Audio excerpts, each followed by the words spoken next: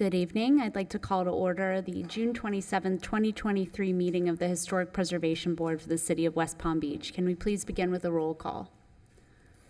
David Burke. Here. James Murphy. Here. Gabe Jaroslavaki. Here. Amanda Skyer. Here. Kristen Kellogg. Here. Dan Pickney. Here. Todd McLean. Here. And Trent Swift. Okay, we now move on to the approval of the agenda for tonight's meeting. Do you have any changes to the agenda as presented? Yes, Madam Chair, if we could please move item 7.1, case number 23-25 for 1813 South Dixie Highway onto the consent agenda.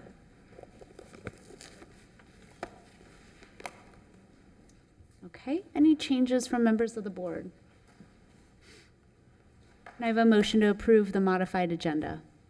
I move to approve the agenda as noted by staff. Do you have a second? Second. All those in favor? Aye. Any opposed? Okay, motion carries. We now need to approve the minutes from the May 23rd meeting. Do we have any changes, or would someone like to make a motion to approve? I move to approve the minutes from the May 23rd, 2023 Historic Preservation Board meeting. Do we have a second? We have a second? All Second. those in favor? Aye. Aye. Any opposed? Okay, minutes approved. We now move on to the report of the Historic Preservation Planner. Good evening, board members. First and foremost, I want to thank you for your patience and being here for a rescheduled meeting, as well as to the audience for coming back for this rehearing. Since we just met so recently, there are no other updates. But we will be meeting. Our official July meeting date will be Monday, July 31st. So that is also a change, just to ensure that we do have quorum. So no July 25th meeting. It is instead Monday, July 31st. And then hopefully we will be back on track. Thank you. And I'm sorry, thank you very much. Of course, we also have a new board member joining us this evening. Trent Swift is the new alternate for the Historic Preservation Board. And we are also working through some technical difficulties, but yes, we're excited to welcome him to the meeting. Thanks. Welcome, Trent. We're happy to have you serve with us, and it's great to have an attorney on the board. It's been, I think, a few years since we've had one, so thank you so much for volunteering your time. We now move on to remarks by the chairperson. I'd like to start by thanking you all for being here again with us and apologize again for having to reschedule the meeting. So thank you for taking the time again to be here this evening. The matters before us this evening are I'm sorry. I just went off script for a second and then forgot what I was going to say. I've done this for so long.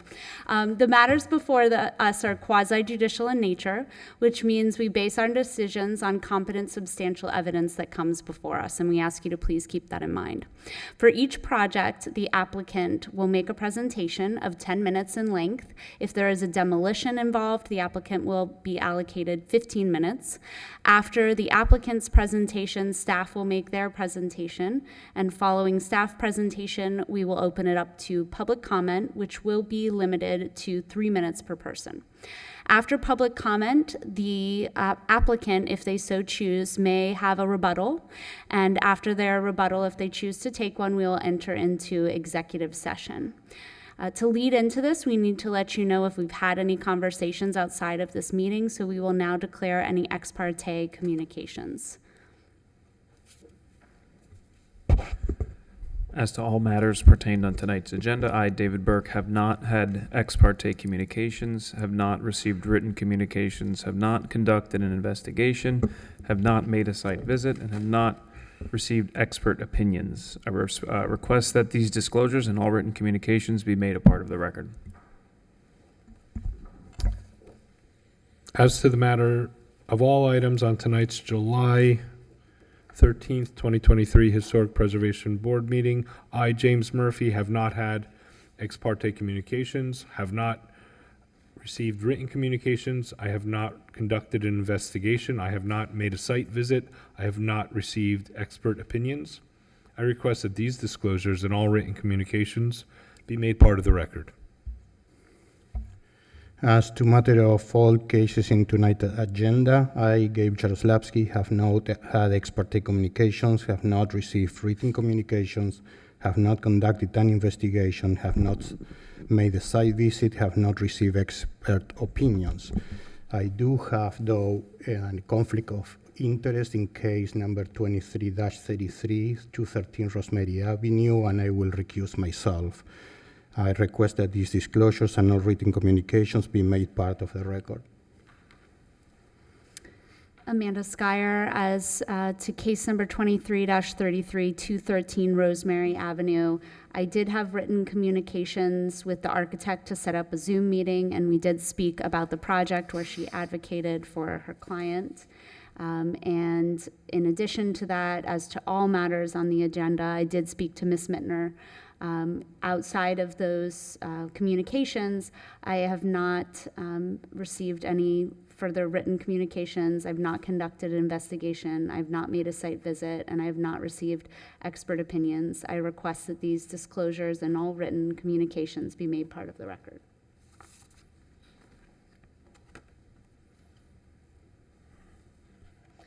Kristen Kellogg. As to matter case number 23-30-318 Mango Promenade, as I disclosed at the last meeting, I had brief communications with the architect. And in regards to case number 23-31, I have a conflict of interest and will not be voting on the consent case agenda. As to the remainder of the matters on tonight's agenda, I have not had ex parte communications. I have not received written communications. I have not conducted an investigation. I have not made a site visit. I have not received expert opinions. I request that these disclosures and all written communications be made part of the record. Dan Pickney. As for the matter of all the agenda items this evening, I have not had any ex parte communications. I have not received written communications. I have not conducted an investigation. I have not made a site visit. I have not received expert opinions. I request that these disclosures and all written communications be made part of the record. As to matters on tonight's agenda, I, Todd McLean, have not had ex parte communications.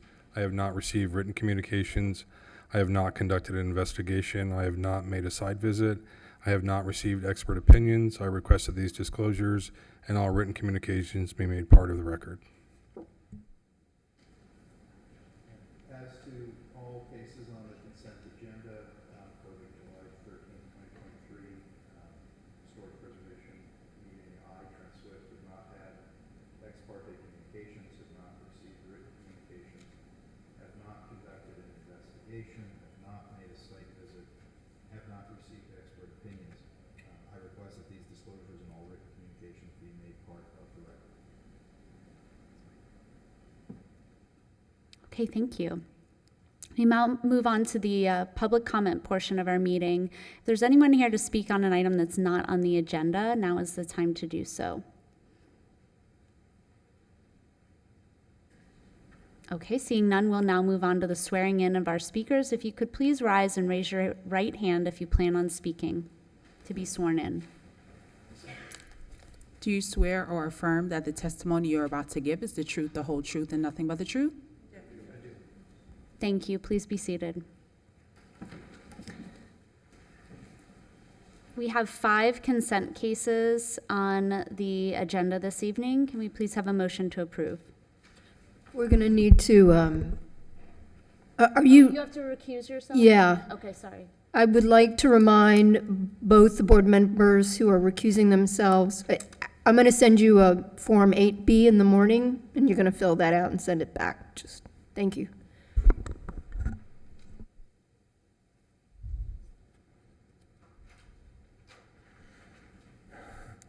I move the board to approve the consent cases on tonight's agenda. Do we have a second? Second. All those in favor? Aye. Any opposed? Okay, if you're case number 23-35C 809 6th Street, case number 23-29 218 Lakeland Drive, case number 23-30 318 Mango Promenade, case number 23-31 3025 Vincent Road, or case number 23-25, 1813 South Dixie Highway. Your case has been approved. Thank you. Our first item under new business is case number 23-22, 309 Edgewood Drive.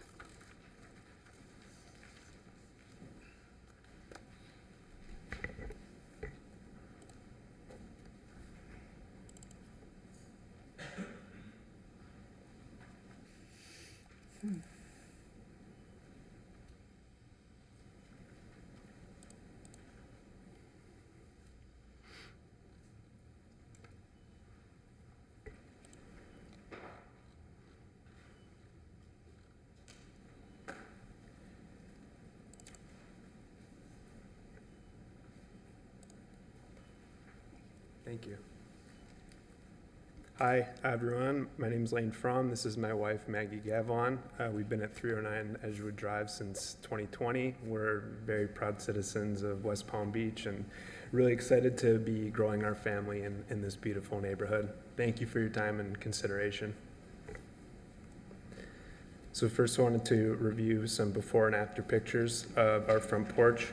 This contains picture evidence of attempted break-ins through the screen, as well as a distorted front porch door, which needed repairs. See, front view.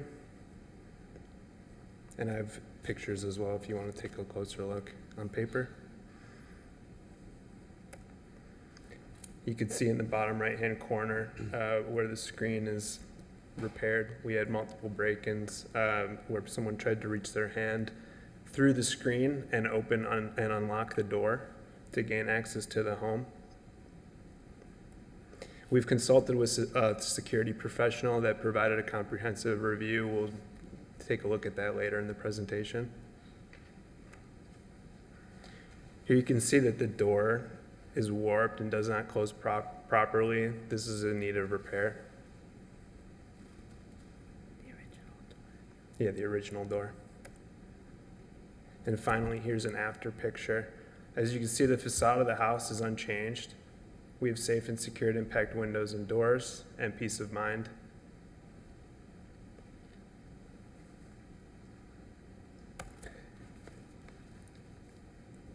Next, we'll review the permit history. One of the citations was that we did, the porch was not a part of the original facade of the house. So upon review of the property appraisal records, there is only one structure, and the green portion on the bottom is the porch. Upon pulling the permit history, nowhere in the permit history can we see that that porch was added, which suggests the porch was part of the original facade. I also want to add, we have our contractor with us here. No changes were made to the original structure. All of the work was done, compliance with the code. We have the notice of approval for our windows here, as well as the plans, if anyone wants to take a closer look. Next, we have an official letter from a security professional. I won't read it in detail. The conclusion was that we needed to enclose the porch, enclose the screen, as well as install additional security cameras. This is crucial to our safety, and to mitigate that risk, the recommendation was to fully enclose the porch.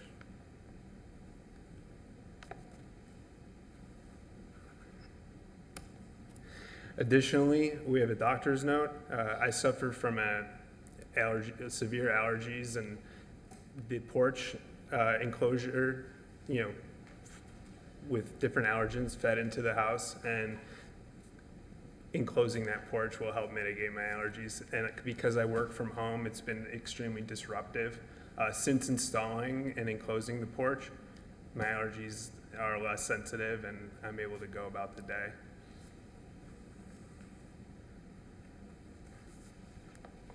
The official symptom is called reactive airway disease. There's the letter.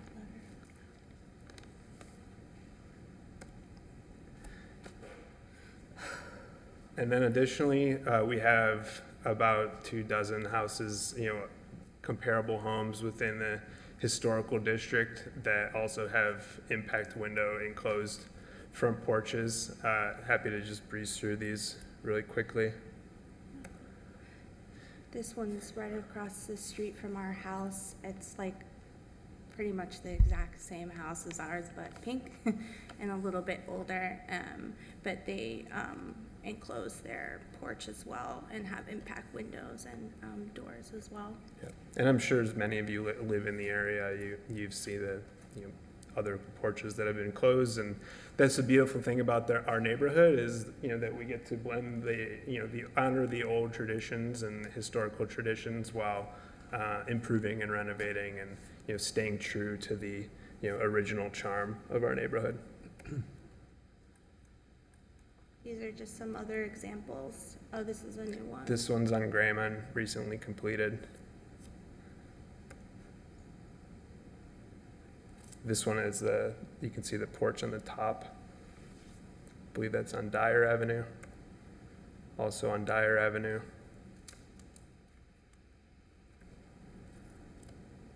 The bottom porch on the bottom right, this might be on Avila. You get the Yeah. point. There's a lot, so. So this just is stating that, I think there's precedent to make these kind of improvements. So again, thank you so much for your time and consideration, and open it up to any questions. Could you go back to the original photos before you did the work? I can't see So- that. Maybe I can zoom in. Let me see. So it was just screened openings? Correct. So these were all just screens. Okay. And then, I don't know if you, sorry, technology. So this actually happened twice, and we kept having to replace the screens, and it was just scary to constantly come home and have find another person or something happen, like a break-in. Thank you. Oh, sorry. So because I'm not quite sure about what I'm seeing in front of me, so I just want to make sure. So do you install windows? Yes, sir. So we installed windows into the screens that you see here. Okay. So without disrupting the original facade, no cutting, no nothing was done. Literally taking out of the screen, inserting up to code, up to par, everything, hurricane-proof windows. Okay. And that's what you see Okay. here in this That's after. what I'm missing. Okay. But have you done it with a construction permit or without a permit? We did it without a permit, so that's why we're here today. The permit is open, but it has not been Yes. completed. Have you done any other work on the property prior to this project? No. We installed a fence in the backyard, and that Oh. was fully permitted Sorry, and yes. closed. Were you aware that a permit was required, or at least approval from the historic board? And yes, and Or the preservation planner? we knew that a permit was required, and we started the process to open the permit. However, after several break-ins and incidents that put us at risk, we decided to proceed with the modifications and seek approval. Are you aware that you're in a historic district? Yes. Okay. Did you try to reach out to the preservation planner to make her aware of your situation? We did. I had several phone calls with Frederick and our contractor, and we started this project, I want to say, the beginning of 2021. Obviously, it takes a long time for the windows to come. These were custom windows to fit, the structure of our house. I mentioned that we have the notice of approval from Lawson Windows and Miami-Dade. So it was a long process, and we have been actively communicating with the board to try and do this the right way. Well, after the fact. After the fact, but Yeah. along the way, we have been trying to do it, but at a point when our lives are at risk, we just made the executive decision to install the windows and hopefully retroactively obtain your approval. Hi. How long have you lived there? July 2020 was when we moved in. And is there another secure door once you get into the porch to get into the house, or is the house is there an open air area? Is there a wall that separates the porch from the main quarters? There's a door.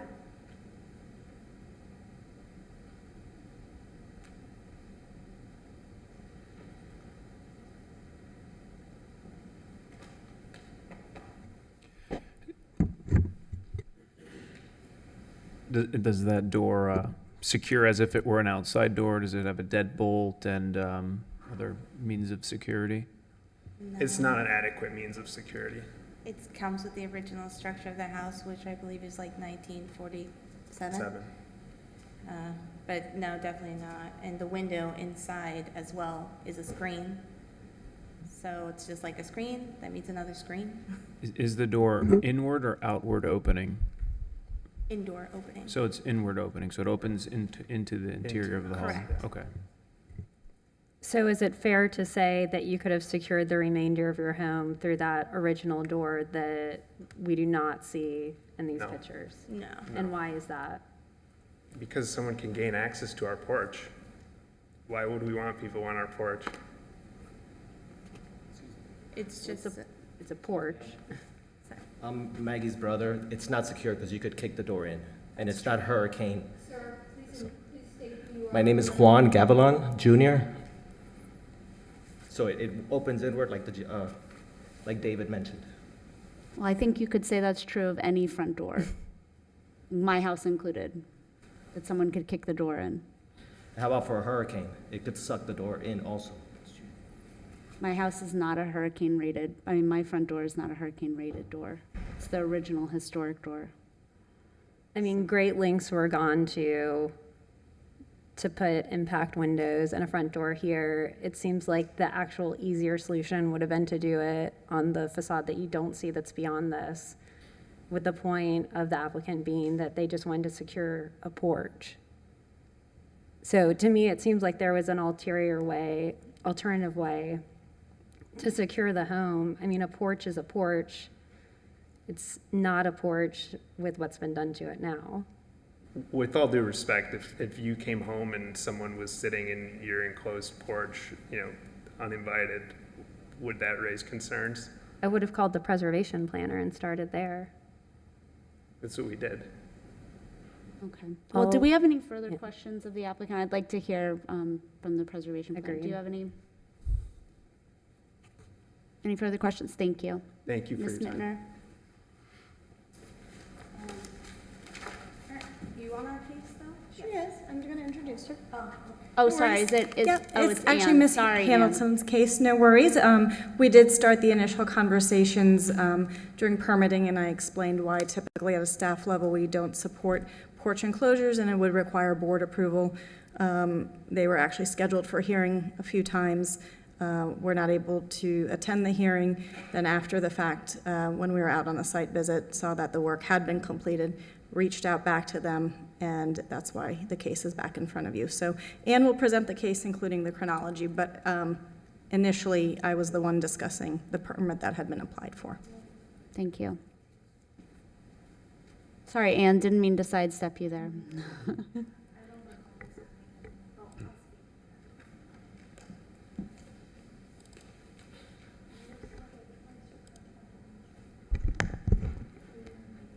Good evening. Ann Hamilton presenting case number 23-22 for alterations at 309 Edgewood Drive.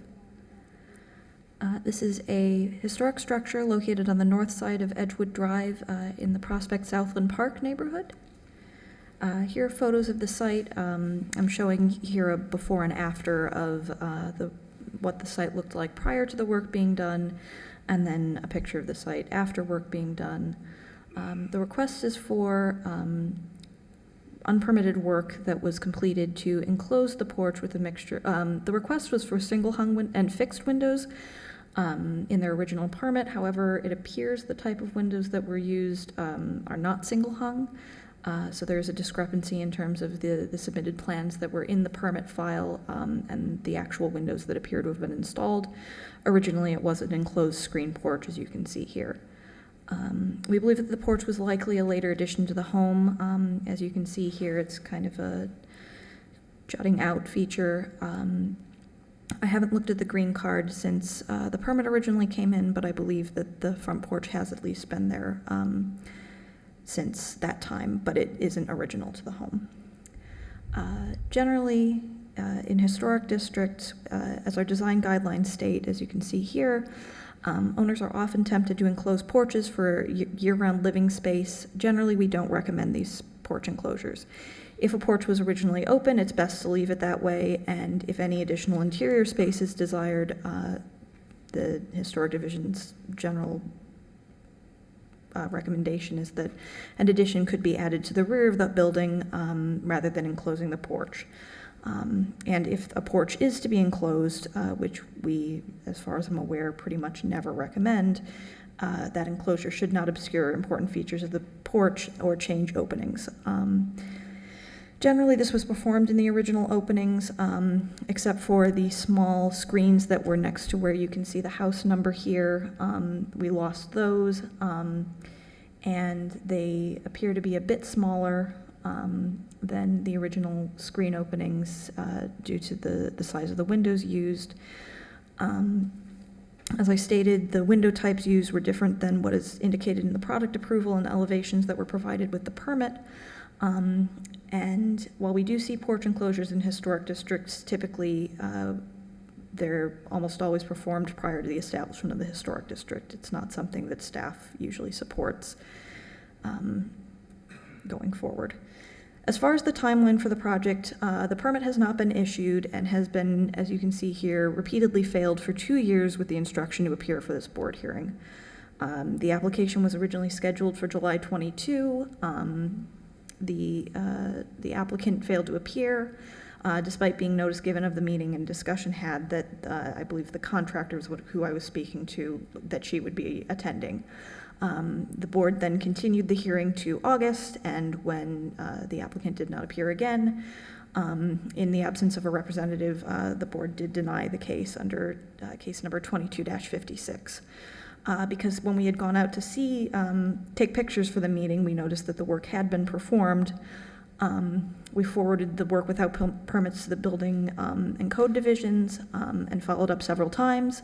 They did finally cite the property in March of this year, and that seemed to get the ball rolling again in terms of resubmitting documentation to appear at the board meeting again. This was submitted in April. The applicant could not attend the May meeting and was rescheduled to the June hearing, which we're now having.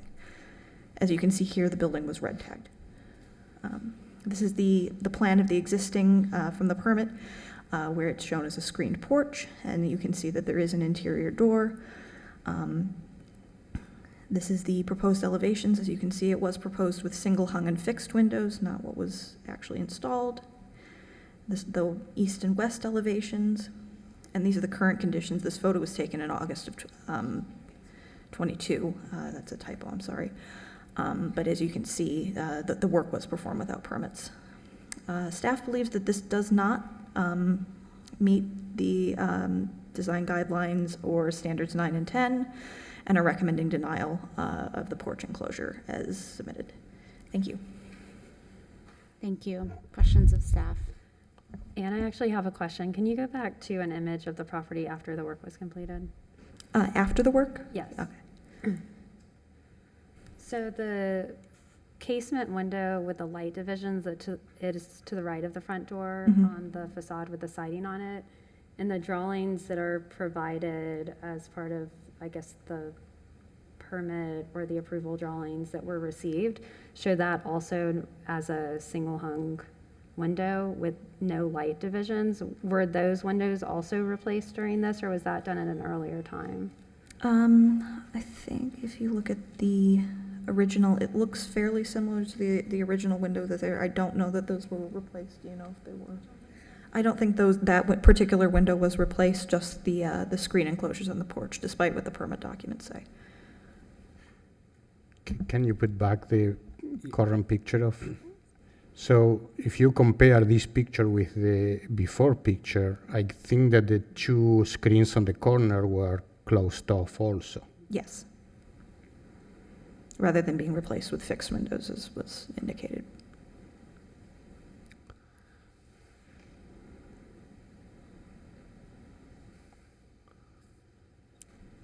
Ann, hi. Yes, I have a few questions. Are fences allowed in the front yard in this district? Yes, as long as they meet zoning height requirements. In the front yard, a 4-foot fence would be allowed, and certainly a locking gate, if security is what you're getting to. Does the porch count towards the lot coverage of the site? Yes, so typically a porch, if it's open on 2 or more sides, will count 50% towards lot coverage in FAR. If enclosed like this, it would count 100% towards lot coverage in FAR. So this is a close call, going back, thinking of it as an insect repellent screen. Hard to tell whether that would have been 50% or not. Would the screened porch have counted towards the lot coverage? It would, yes. Yes. I would say I don't want to pile on. There's major discrepancies with the permit drawings, which even if we were to vote in favor of the project, the permit would probably need to be revised because the permit drawings are completely wrong. There's additional demolition of the knee wall. There is no demolition of the knee wall in the work that's been performed, correct? It doesn't appear so, no. So aside from the structural mullions of the actual windows, more or less, the openings have remained true to size? Yes, except for the 2 small ones, yes. And we've seen this application before, right? But you mentioned that in your narrative. Yes, it was originally scheduled for the July 2022 meeting. It was then continued to the August 2022 meeting and was heard in the absence of the applicant. And just for my education, what is the course of action for the applicant should this commission deny the application? So I assume they would probably need to either reverse the work that was done or appeal the decision. And that's to the commission, not circuit court, correct? Yep. City Commission, yes. Thank you. I don't know if this is relevant, but there's also an ongoing code enforcement case in regard to this. So it's all tied in together, and any appeal from this matter would go directly to the City Commission.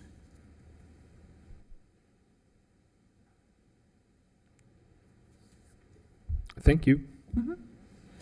Anne, can you go back to your timeline, please? Yes.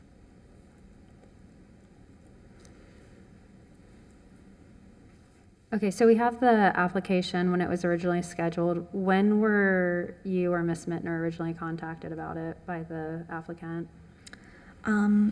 I believe it was in July of 2021 was when the permit was submitted, and we originally informed the applicant that they needed to go to the board. I believe Ms. Mittner had communications with them. This was actually prior to when I started work at the city. I then took over the permit review when I started here, was in communication with them that they needed to have a board hearing scheduled, definitely spoke to them several times. And then the board hearing was scheduled nearly a year after the initial permit submittal. And what do you feel like the lag was between the initial communications and them submitting for a board hearing? Just getting the documentation together, or?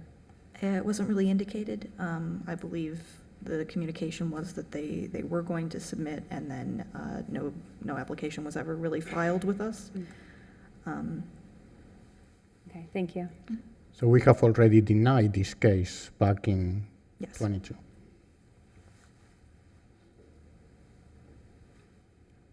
What's the rule on that? When a case is denied, how soon can they come back? So typically a year. In this case, because they do have this code enforcement hearing pending, we felt that it was fair to schedule them.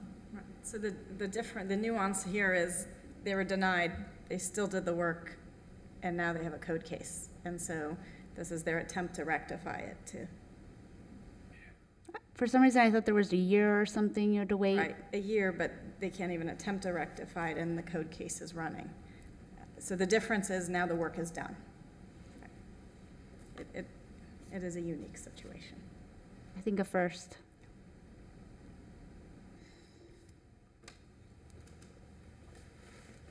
Any further questions of staff? Okay, thank you. Do any members of the public that wish to comment?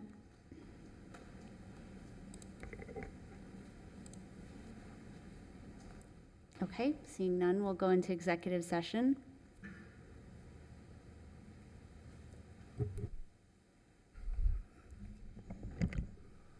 I can start. I have to be honest, I'm not that offended by the proposal. I don't think that the applicants, I don't want to say inspiration, examples are, I think it's apples to oranges in terms of the type of porches that were enclosed. Some of them weren't even enclosed porches, but regardless. However, I am very wary of setting a precedent and going so dramatically in the opposite of direction of the guidelines and of staff's recommendation on this. But I personally don't find their proposal too offensive based on the existing conditions of the porch or the prior existing conditions of the porch. But I'm leaning towards following staff's recommendation. Well, I think you make a good point, because if they had actually come to the board and presented their case, we might have approved it. That's actually where my mind was, and I didn't want to, I'm glad you verbalized that and not I. Yeah.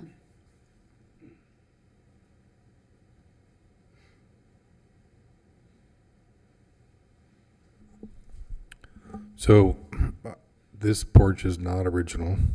I don't think it ever had that roof. And we've seen these houses before. I can, without going in and stepping on the porch, I can see the door and the double hung window next to it. And I think the original porch that had the screens is almost as offensive as the work that they did. So I don't want to go against what staff is saying, but I'm trying to appease the board and setting a precedence and wondering if there's something we could do with the work that they did to make it even better. For example, adding a stucco siding onto the front of this porch and then somehow adhering some mullions to match the light pattern that's on the existing casement windows, just so there is a little bit of a better way of doing this. So that's kind of where my head is going.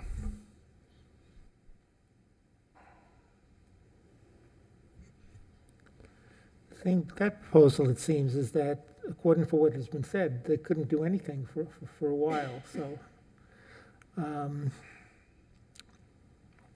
to use that term, kick the can down the road.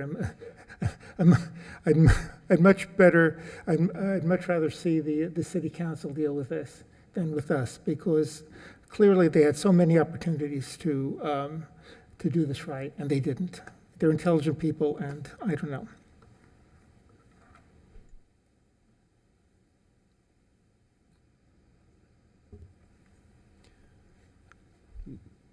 Safety and security is definitely something that's near and dear to my heart, so I understand and I truly do empathize that, you're several houses off of Dixie, South Dixie, a lot of foot traffic. I totally understand that. I actually would second is, while it seems like the situation's sort of, I guess, metastasized to now that the city council and you've got code involved, and it's not something, it doesn't seem, correct me if I'm wrong, if it's something that we can sort of almost above our level, but if there's a way to, like the similar recommendation was made to kind of blend in keeping with the previous screened-in enclosure, if it's not a lot coverage consideration. I don't know if that's a viable option, but I mean, as a human, I get it. Like, it's unnerving when you see your screen has been molested and you don't know what's on the other side, and if it's happened twice, you don't know what's on the other side of that door, and that's not a really good place to be when you go home every evening. And, you know, given my background and where I come from within the city, I stand now also to that same point. It's been kicking the can down the road and coming and addressing this, so it's sort of like, it's a tough position to be in, definitely, but is there a way where we can make it appear and perform as such as it is a screened-in enclosure, perhaps putting a screen over the windows? I mean, I don't know if that's a viable solution or not, but inform me on that. Can I ask a question of staff again?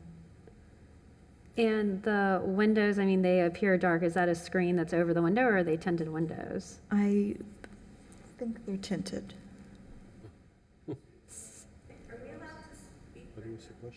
Are they tinted?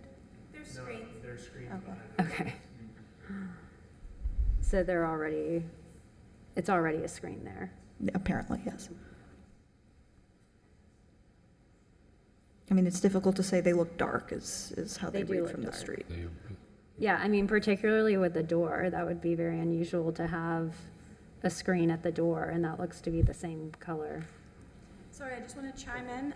The applicant was just indicating they're actually casement windows, not fixed windows. Okay. Yeah. And you went by the site? Yes, so we originally found out that this work had been done by, when we were taking pictures for the board meeting a year ago. And we did also take photos again for this meeting. So you're not for sure if they're tinted or not? We They're not tinted, Ms. Mittner? From street view, I can just say they look dark. I They wasn't look about to, go on the applicant's property without permission, but Thank you. And do you have the record of what the vote was for the denial? I don't offhand. I don't remember anyone dissenting, but yeah, I'm sorry. Okay.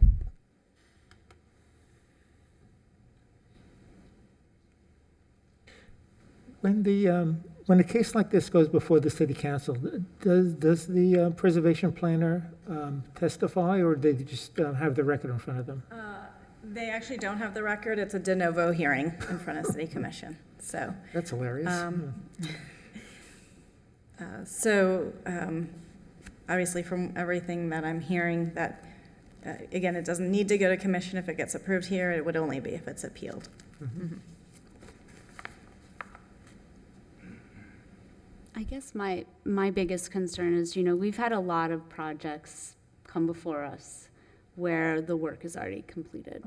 And I would say often it is a person who may have owned the property before it was even a historic district and is completely unaware of the process. They've never interacted with the board or the preservation planner. That's more of a rarity. And then there are, people that are relatively new to town, don't necessarily understand, but this is, in my opinion, very willful. They interacted with the preservation planner, they were on our agenda twice, and still went ahead and did it. So that's what I think is most concerning is, within a municipality, you have processes in place for a reason, and they weren't followed. Yes, I'm personally very familiar with the regulations that ownerships need to follow. When the commission is prepared, I'm prepared to make a motion. Are we allowed to speak, making final comments? I'm sorry, you had your opportunity during your presentation. We're now in executive session. I totally agree with Ms. Chair. We have a process, and the process, was kind of denied, right? Because we gave the applicant the opportunity to be heard and to come here and give us his reasons, and we may have approved it back then. But I think that I would like this myself. My opinion is that this should go to the city commission and they can do what they want. Otherwise, I'm not willing to approve it at this point. Mr. Murphy, would you like to try your motion? Yes, and again, I do apologize to the owners. I move that Historic Preservation Board deny application number 2322 for new construction. The motion is based on the testimony presented along with the staff memo that competent substantial evidence of record has not been submitted that satisfies the standards set forth in the Historic Preservation Board Ordinance, Section 94-49 of the City Zoning and Land Development Regulations, the Secretary of Interior Standards of Rehabilitation, specifically Standards 9 and 10.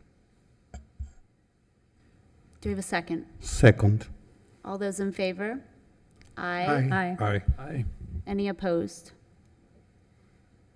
Okay, motion carries.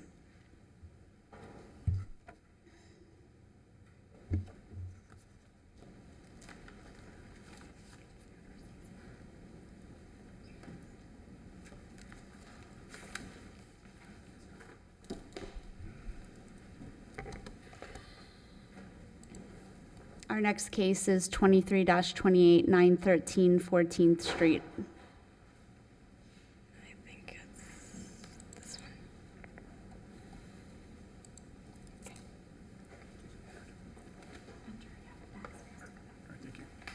one. Good evening, thank you. For the record, my name is Greg Lentz. I'm with 360 Degrees Design. And the site we are proposing today is, of course, in a historic district, in a kind of vernacular district. And we are proposing a duplex on the property, which is, it's already zoned multifamily. I'll start with some kind of context photos. Sorry, they're so small. I try to get them all on one sheet. But in the center is the site in question. It's currently vacant with a few trees on it. And then on the bottom row is the kind of street going east, and on the top row is the street going west. So on each side, there is a small, kind of the same vernacular style house, which is, I see it as a single pitch gable end structure with a front porch and kind of square columns. So that's where we took our inspiration from for the design of this new build duplex. As you go down the street, there's a few vacant lots, and then there's a church to the east, which is kind of that same vernacular. Then you cross, I think, Douglas Avenue, and then there's a couple more similar structures. And as you go to the west, right next door is another house. It's very similar to the one we're proposing. And then a kind of a two-story, similar single-pitched gable end roof. And across the street, another vacant lot. So there's a few vacant lots in the area. And then across the street, I didn't bring any pictures of that, but it's the same kind of single-story, almost shotgun shack kind of structure, long linear structure with a single-pitched roof. Moving on to the site plan. On the left, I have a site plan of unimproved site. And just to show the setbacks and the houses next door, I've kind of shown as a kind of an L shape next to it, which aligns with the setback, the front setback, and that's where we kind of wanted to place our structure as well, so that the front face is all in one single line. On the improved lot, we have a parking space for each unit, kind of on opposing sides. We're trying to separate a little bit so that people that will eventually live there kind of have their own space on each side. We have large format concrete pavers that would lead up to the front porch, where each unit would have their own stairs that lead to a combined front porch and then an individual door into the front. Along the side of the house, we're proposing a 6-foot wood fence that goes a little bit, it's a little bit set back from the front facade, and there's a gate there with a pathway with the large format pavers that lead back to a back patio of paver patio, and then a large green space left over in the backyard. And we positioned the house centered in the lot with 7.5 foot setbacks on each side, which I think it could be 15 feet, which 5 feet on one side and 10 on the other if you wanted, but we chose to center it. The parking spaces are also brick pavers, so everything's kind of pervious, and then the rest will all be green space up to the front.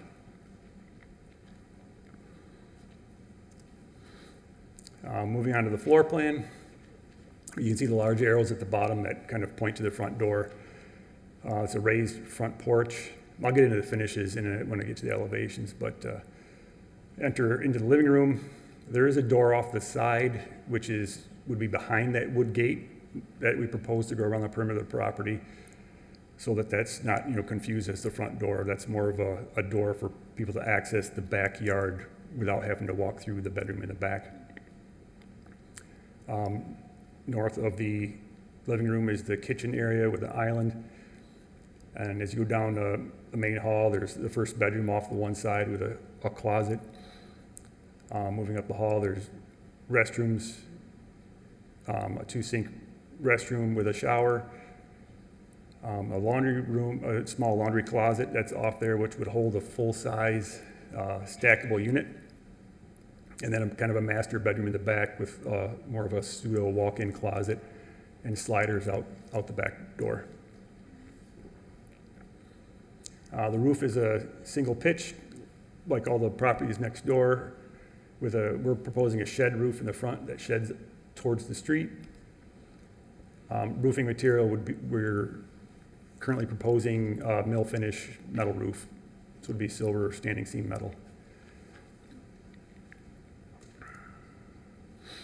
And the finishes, so the bottom image, or the bottom drawing, is the front elevation of the structure, which is basically a mirror image of each side. Up the front porch, we're proposing the front porch to be a composite material, which is shown in the picture kind of on the left, the second one down, with a white, I guess it's a PVC railing system. So it looks like the original wood, like an original wood historic material, but it's kind of more of a durable thing that the owner's concerned about termites and stuff in Florida, so we're trying to accommodate it as much as possible. And those are the actual colors, kind of a light gray for the decking and a white for the railing. The front door is kind of a historic, kind of architectural look with 2 panels down below and a one light in it. And the muntins in the light are on the outside of the glass, not between the glass. And then the windows, there's an image of a window next to that image of the door, which the windows will be white. I couldn't find a white one that was decent enough to present, but it's a Marvin hurricane-resistant window with the muntins on the outside, and it would be a single-hung window. Along the side, you can see where the fence and gate would come in right next to the door, which would be a kind of a full glass door as it's proposed now. Another single hung window in the first bedroom with the muntins on the exterior, a smaller window in the shower in the bathroom area. And on the rear, we have the sliders coming out of each of the units, and then the windows on each side with the raised muntins again. And each of these exit or access points, I guess you would say, would have a light fixture adjacent to the door. We don't have the actual one selected, but we'll find one, I guess.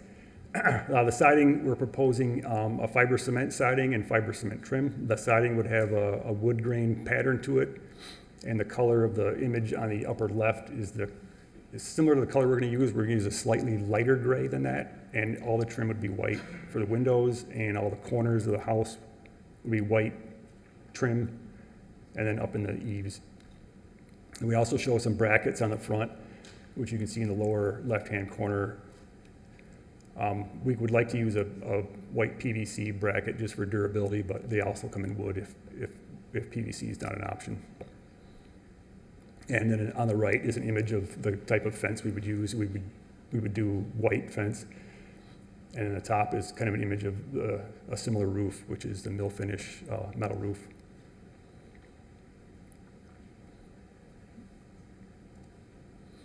And finally, we put together a rendering to get as close as possible what the final product would be. You can see large format pavers up in the front that lead to the front porch. The plantings will come later. They're not necessarily correct in this image, but you know, for image, I guess it works. And you can see kind of the gate on the side of the house there.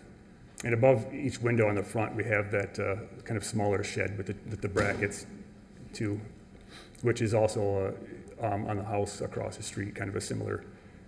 It's a very similar look to the house that's across the street.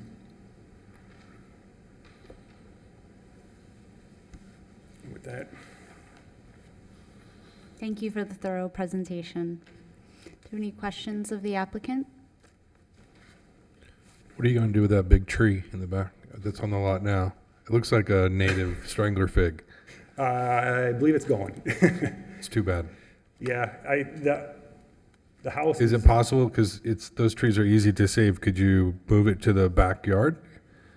It would, if you get rid of it, you have to mitigate the square footage that it's currently occupying. That's a, And yeah, I it's don't think you can move a tree that big, can you? What's that? Can you move a tree that big? Absolutely, I do it all the time. But with the landscape code, you'd have to mitigate the canopy that exists just from that tree alone, plus meet the landscape requirements based on a new build. Yep. Yeah, and the owner's prepared to do Yeah, new so landscaping in the back. It would be nice to move that to the backyard. If we can get yeah, we don't have an exact location on it yet, but I think it hits where the house Just a goes. suggestion. Yeah. Thank you. Are you aware of condition of approval from staff regarding a type of glazing, type of glass? It has to be clear glass, right? Yeah, the condition of approval states all street-facing glass shall be clear, non-street-facing glass shall be clear or clear with low coating. All mountings shall have an external dimension and profile. Yep. Do you agree with that? Yeah, we currently have all of that included, yes. Okay, thank you. The porch railings, how sturdy is that PVC? It's actually, the PVC wraps, for the main post, wraps a wood interior. Oh, So right, there'll be a yeah. 4x4 post in the inside, and that kind of sleeve goes over top of Right. it. I'm familiar with that, okay. And that's anchored down, yeah. Okay, very good. Any further questions of the applicant? Okay, thank you. Yep, thank you.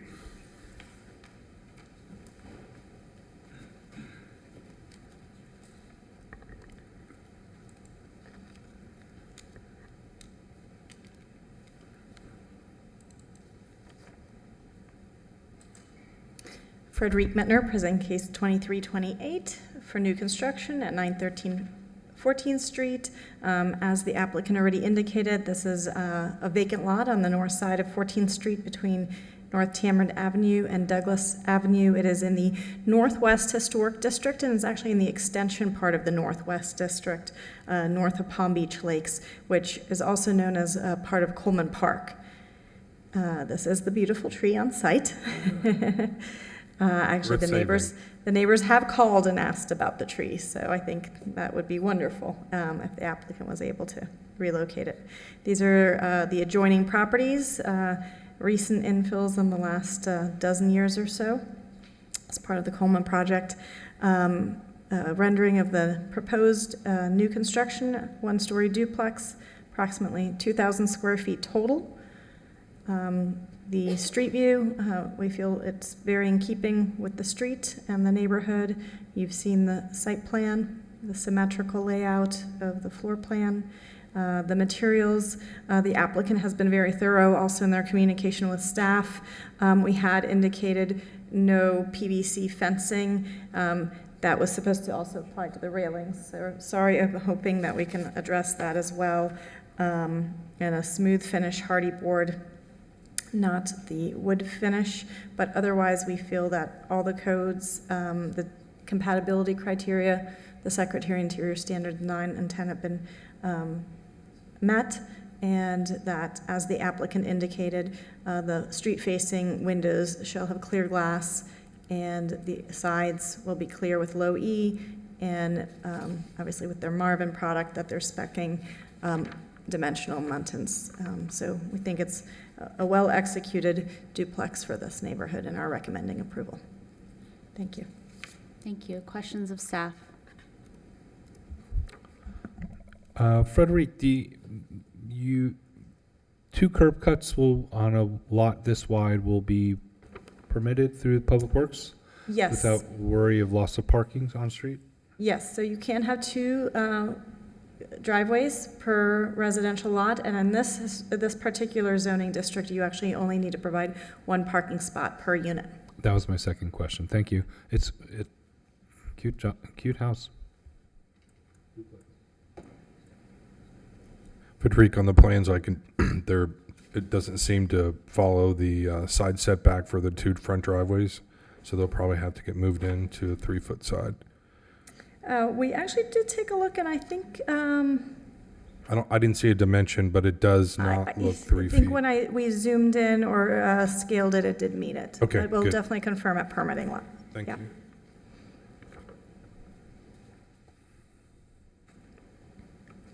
Any further questions of staff? Okay, thank you. Thank you. Do you have any public comment on this project? Okay, seeing none, we'll go into executive session. I think we have two conditions. Are we adding the condition about the railings not being Yes. PVC? Okay. Yes. Or are we allowed to make relocating the existing shade tree a condition? Or is that technically out of our purview? Well, with code, if they get rid of it, they have to replace the exact canopy that it occupies. Right. I'd be okay with that, but it's such a beautiful shade tree. I would like to see it get moved to the backyard because it can be moved. I would like to see it as a condition. I'm just checking with our attorney to see if we can make it a condition. I don't think it relates to the historic nature of the property, and I think that it's going to be required regardless in the code, in the review.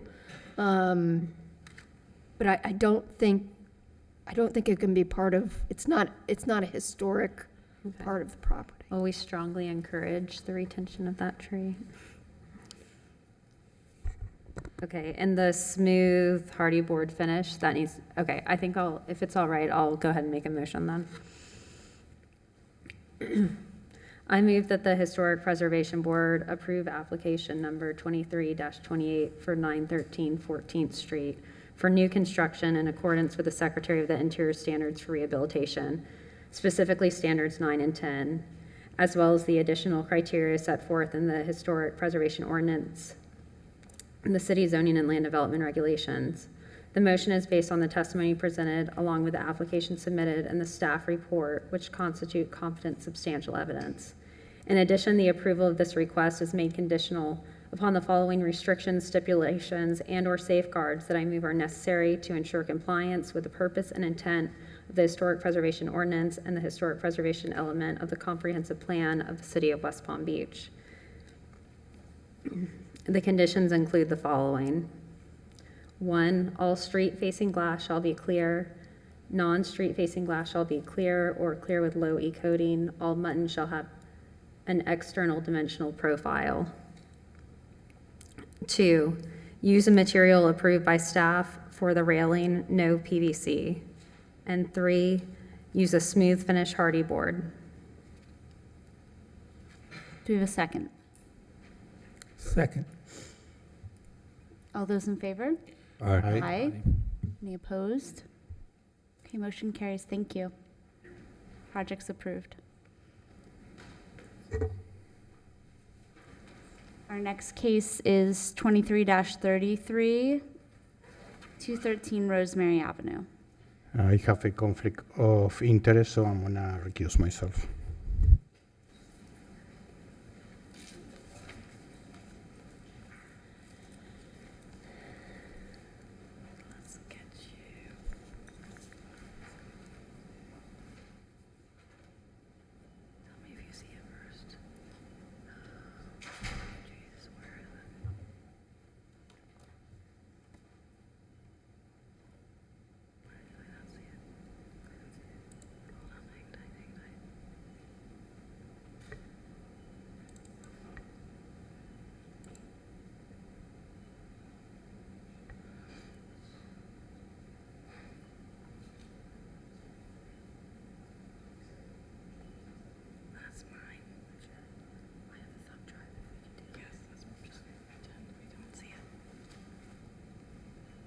Do we know what that beeping sound is?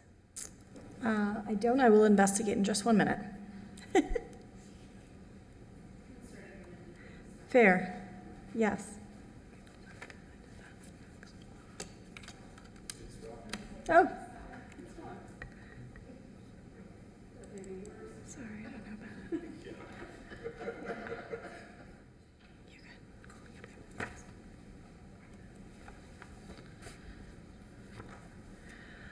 All right, good evening. I'm Polly Daughtry with Paradello Burgess Design Studio. We're excited to share the Hibiscus House project, which will be unique within the growing landscape of downtown. This area is now zoned Quadro Business District 8, which is intended as a connection and an active urban environment between Clematis and the square. With this zoning, greater density and height up to 8 stories is encouraged. Since so many of these historic structures have been relocated, we feel it's an exciting opportunity to recognize these historic structures with an active use that really benefits the community. These residences were previously a bed and breakfast, and we intend to create an authentic indoor-outdoor dining experience. We are proposing renovations, a small addition to the north building, and a new outdoor bar with trellis. The north building was known as the Van Valkenburg House and was built in 1918. It is one of the last examples of craftsman bungalow with Victorian detailing in West Palm Beach. It has a multi-plane gabled roof, dormers, and wide overhanging eaves. Detailing include Victorian scroll sawn woodwork, carved wood brackets, and a finial on the northwest corner. Both of these buildings were moved here in 1996 from Hibiscus Street. The south building was known as the Wax House and was built in 1917 and is an example of frame vernacular. We have committed to more than the typical renovation. The existing roof is to be replaced to match existing with asphalt and metal shingle. These are images of the north building. As with both buildings, the structures will be lowered on new foundations to reduce the exterior ramping. The awning and deck will be removed.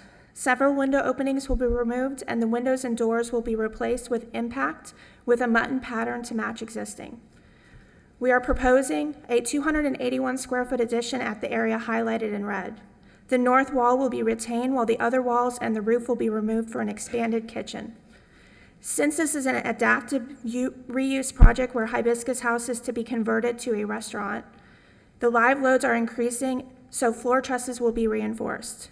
We will also be reinforcing the exterior walls and roof trusses. For accessibility, we'll be adding site ramping, 3 lifts, and accessible restrooms. These are images of the south building. We'll be removing all non-historic decks and replacing the decks on the covered porches to match. The north building on the right has highlighted regions that show the addition and the new terrace. For the south building on the left, the highlighted area shows where an existing deck is to be converted to a covered porch. This highlights the proposed outdoor bar and trellis. It is 301 square foot enclosed, 562 square feet covered porch and outdoor bar, and 1,243 square foot trellis. For full disclosure, we are pending approval with the DAC board regarding the trellis. We are required in this zoning district to provide a private open space of 25% of the lot. We do meet the requirement in the highlighted areas. However, the covered trellis cannot exceed 20%. So we're asking with the DAC board for a 34% covered area since we are constrained by existing site conditions. For the proposed first floor of the north building, which is oriented up on this plan, from the right as you walk up the rebuilt steps, dining will start on the covered porch and throughout the interior. There's a small bar, accessible restrooms, and a service kitchen area. On this plan, you can also see the new kitchen addition, the new terrace, the proposed interior and exterior lift. On the second floor, it's similar to the ground floor with dining and a small bar. The roof highlighted is over the addition. For the roof, there are no modifications except the addition below. The east elevation runs along Rosemary. The building's to be lowered 1.5 feet. The exterior visible wall at the crawl space is to be stucco to match existing. The 27-inch high scroll sawn railing at the front is to remain, but for safety reasons, we're adding a metal railing above and glass below. The front doors are to be replaced with a single door with side lights. On the north elevation, we're removing several windows, which are shown highlighted yellow. The window highlighted green will be modified to match the adjacent. Windows highlighted orange will have an interior shadow box. For the addition on the right, we're going to be delineating between the existing and the proposed with vertical trim. The roof slope will be modified to 2.5/12, and the trim and truss ends will be modified for the new slope. The new addition will have smooth, hardy siding. At the west elevation, you can see the new addition at the rear. At the south elevation, we have removed a few windows and are proposing a French door. So the north house will be vibrant. It will have an indoor-outdoor dining experience. We feel that these historic structures greatly contribute to the ambiance. Even though the adaptive reuse of these residents to a restaurant present many challenges, the owner has committed additional resources to reinforce the structure and provide accessibility. Moving to the south building, the proposed first floor will be used as a commercial kitchen. The area highlighted shows the existing deck that will be converted to a covered porch. This is the existing second floor plan. You can see the niche at the top right, which we're proposing to enclose. There's also a build-out on the west side that will be removed. It really has nothing visible, whether it was a chimney or a chase, on the exterior. The proposed second floor will be used as an office and locker room. The roof on the west side has been modified to accommodate mechanical equipment. The upper roof on the west side has been modified to accommodate kitchen equipment. The south elevation runs along Avernia. All of the ground floor windows, which are highlighted in orange will be shadow boxes. We're proposing to enclose the front vestibule. The east elevation runs along Rosemary. The building has been lowered 2.5 feet.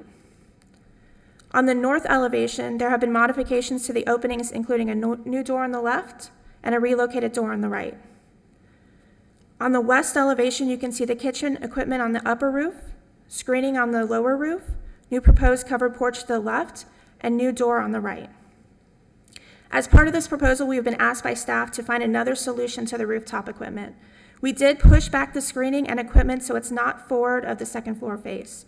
We were asked to look at bringing the equipment to the roof of the proposed outdoor bar. Our engineers fully evaluated this concept and have determined that this is not feasible. By placing the ductwork underground, it would compromise its overall efficiency and functionality. It would also result in added and very costly maintenance for years that could be detrimental to the business case of this project.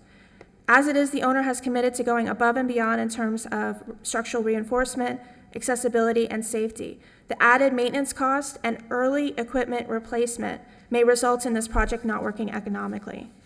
So just to reiterate, the client is investing in much more than a typical residential project, which includes new foundations, reinforcement of floor trusses, exterior walls, and roof trusses. Accessibility modifications include site ramping, 3 accessible lifts, all of which add great costs to make this a restaurant use. We did look at other examples of historic projects, including Dada and Sunday House in Del Rey, as well as the house on the river in Fort Lauderdale. All these structures have commercial kitchens. In most of these scenarios, equipment's been placed on the roof opposite the road. However, in our situation, the building's on the corner of Avernia and Rosemary, and so the equipment is potentially visible from either street. In this unique situation, we're not just renovating a residence, but converting it to a restaurant and attempting to create a dynamic and active use that highlights the history of this town. Moving to the outdoor bar and trellis, it includes accessible restrooms. It's to be finished and painted with stained or vertical wood siding. This is the elevations of the building and trellis. During inclement weather, to keep the outdoor dining available, the trellis will close. The trellis area is meant to be an active outdoor dining experience that will cater to residents and visitors. We do look forward to any questions or comments that the board may have.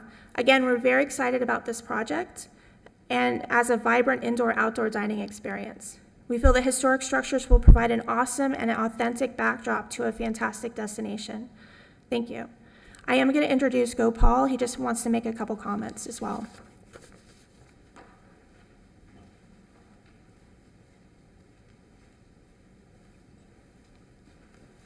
Thank you, Polly. I don't think I can do a presentation with that level of detail, so thanks to Polly for doing that. My name is Gopal Rajagata. I'm the managing partner for the Related Companies office here in West Palm Beach. And I've been leading the reimagination of City Place for the last, to Rosemary Square, now the Square, for the last 7 years. I've been coming to downtown West Palm for about 12 years because I led the development of the Hilton West Palm project initially. And as you know, we're doing quite a bit around this neighborhood from a density standpoint, from a live, work, play density. We've totally reimagined the Square, the public spaces, reinventing all the retail and restaurants there. And we've opened 360 Rosemary, which is where my office is, across the street from this site, and currently under construction on 575 Rosemary, which is formerly where there was a Macy's on that site. So there's been quite a bit going on in the neighborhood, which we're proud of.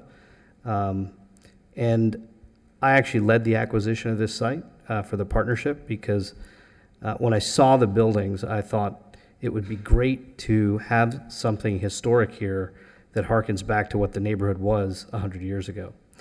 And I think this is an incredible opportunity for us, an incredible opportunity for the city to do something dynamic that becomes a major attraction for the city as a whole. I will note, as you can imagine, a project like this is not for the faint of heart. This is very complicated. You may be questioning if it's feasible. I don't know if I can answer that question right there at this moment until I sort of get all the numbers back for what it's going to cost to do this. But in the larger scheme of what we're doing in the neighborhood, we do believe in investing in more than just high rises and density in this area. While the land is very valuable, and as I'm sure you know, we have moved other historic homes, or we have the right to move other historic homes, one across the street and one on Ivernia, to make way for 25-story developments. I have been sort of supporting and trying to get everyone on board with doing this special jewel box project here on the corner. So I really appreciate your consideration of this. This is I think this is an incredibly exciting opportunity. So thank you. Thank you. Questions of the applicant?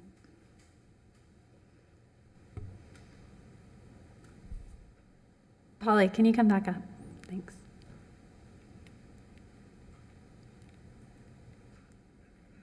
For the proposed south elevation that's shown on A205HB, can you show me that in the pictures of the existing conditions?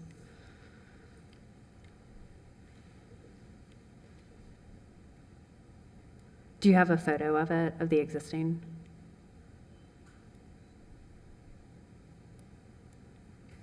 At the very top.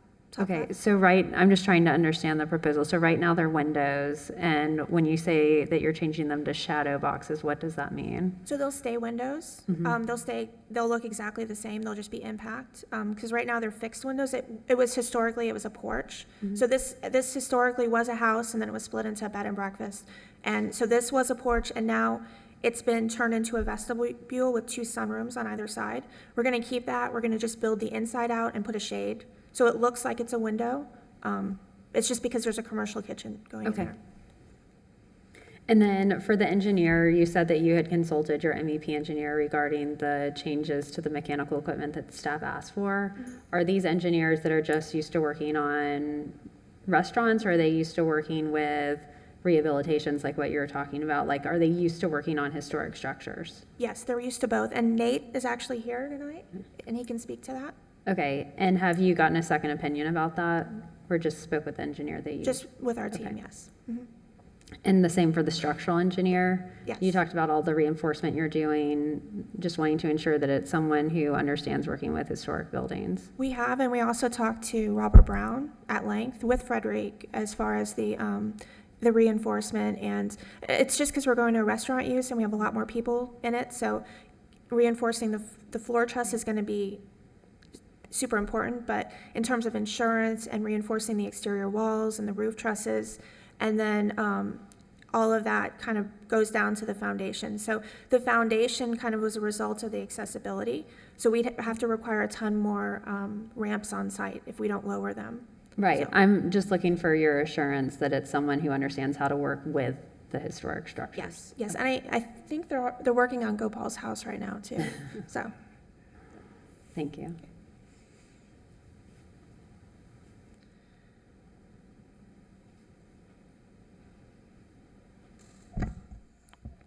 Polly, thank you for your graphic presentation and your very thorough presentation. I always forget how much of a fast talker you are, not in terms of selling us something, but you talk fast. Is the dumpster area and mechanical area enclosed or roofed? The dumpster will be enclosed. So you can see it on the right side of the property, at the top left, that's where the dumpsters are. Yes, I know where they are. I'm wondering if they're roofed. They're not going to be roofed. They're not roofed. No. They're not enclosed. They're just screened. Just screened, yes. And sorry for fast talking, it's 10 minutes for two Yeah, houses. No, you covered a lot.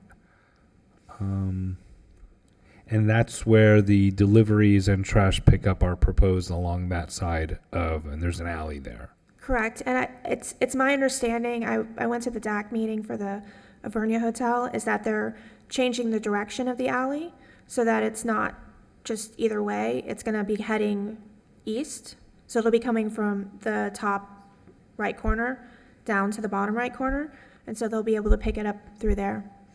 And I did talk to sanitary briefly on this as well. Yeah, I mean, probably ownership really wants to secure that with an enclosed trash area, not just screened. I mean, that's just vermin and other elements that could get in there. How many seats off the top of your head are there proposed? Like 200. nearly 200. Intense.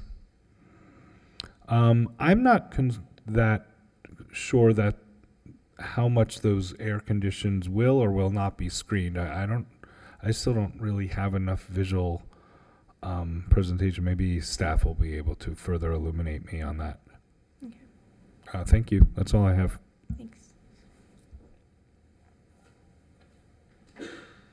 I wanted to ask about the glass railing on the front porch of the north building and whether that was really required by code, or is that an addition for insurance purposes? It's really too low, and so when we start getting people up there, they're gonna kind of fall off of that and then farther. And so that it was in talking with Frederick about what to do in relation to that, because I asked if we could stretch the woodwork, and she's like, no. So that was a solution we agreed on as far as the metal railing and the glass below. It's not intended to be glass all the way to the ground, just to the top of the wood railing. Mm-hmm. No, I've seen it done on other projects. I'm thinking about the White Elephant, how that was added on the balconies there, and it kind of disappears. I guess I have concerns about this very Victorian wood railing that then has a piece of glass on top. I just wonder about the juxtaposition of having something so Victorian and so modern next to each other. I'm not. Did you explore any other? I mean, I kind of talked to Frederick specifically about it, just if there's any other solutions. I've, researched other methods. It didn't seem like there was anything, and we really need something. It's a little too low. I'm open to whatever. Okay. Yeah.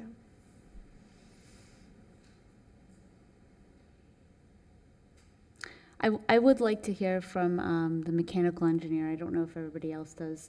Are there any further questions of Polly before? Okay, thank you. Hey, how are you? I'm Nate with RGD. What can we do for you?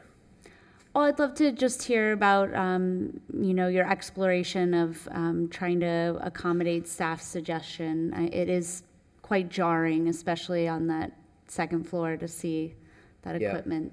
Understand, I know most of you guys up here are in the AE industry as well, so we have looked at this in a couple different ways. That first floor kitchen area is about 10 pounds in a 5-pound bag, so we have a lot of limited room in which we can make the kitchen program work.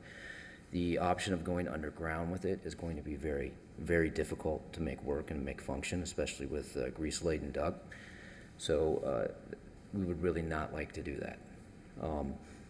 Some of the other equipment up there with remote condensers for refrigeration and air conditioning equipment, we're running into refrigeration length issues. We're going to be right at the tail, we're going to be right at the edge of what the performance of that equipment can do if we put it over there. So it's going to be very difficult to make work for what you guys would like to do. Can you go over, so are the drawings accurate as to the number of pieces of equipment that will be on that first floor porch roof extension? I don't know if we can go to that. I don't know what. Is there a way to move some pieces, not all pieces, so that at least I'm most concerned, I don't know, I can't speak for everybody else, but I'm most concerned about what's on the second floor. So is there some compromise where the pieces that are on the first floor, just enough could be moved so that the pieces can come off of the second floor roof? I'm not sure where we would put it. Again, this is a very compact site, and there's a lot of moving parts here. We do not have a lot of places to put it. We are open to suggestions if maybe you want to give us another one, but putting it on the other building will not work. Even the air conditioning units. I mean, I understand like refrigeration and venting and things like that, but that's something that is done regularly for air conditioning units. It certainly is, but again, we don't have much interstitial space within the building to begin with to put the rest of the units, so we're limited on what kind of units that we can use.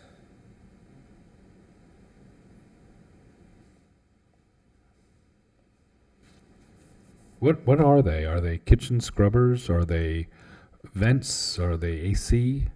It's both. We have kitchen equipment, we have rooftop fans. The two, I'm referring specifically on sheet A208.HB. The two projections, the highest two projections. Yeah. It just says to accommodate mechanical equipment. Is that similar? Yeah. Those are scrubbers? Yeah, those are cooking hood exhausts.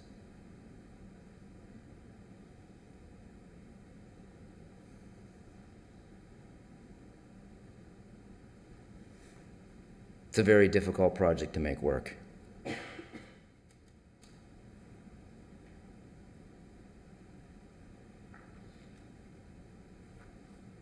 And they're projecting through the second floor because you feel that if they projected through the first floor, there would be disturbance of fumes. Like the kitchen's on the first floor, so. Yes.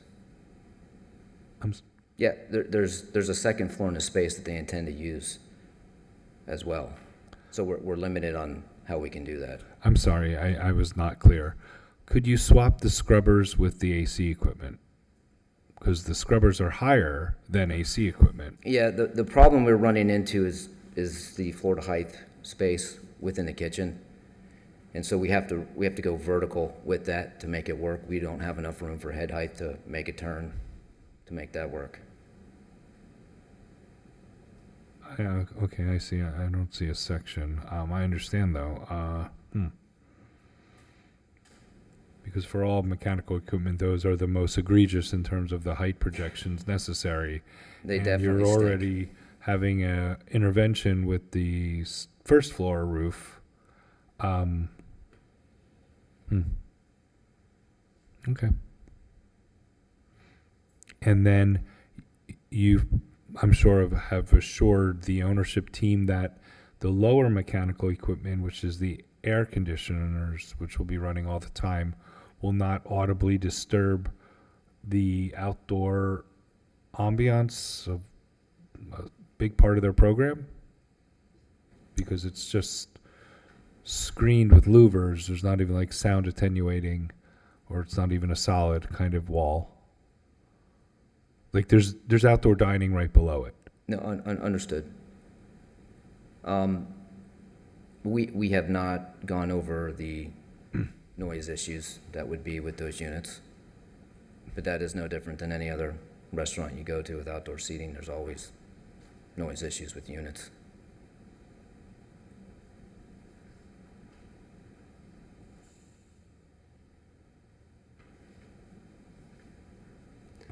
Polly, is there some issue with putting equipment where you have it labeled? Let me just tell you what sheet I'm on.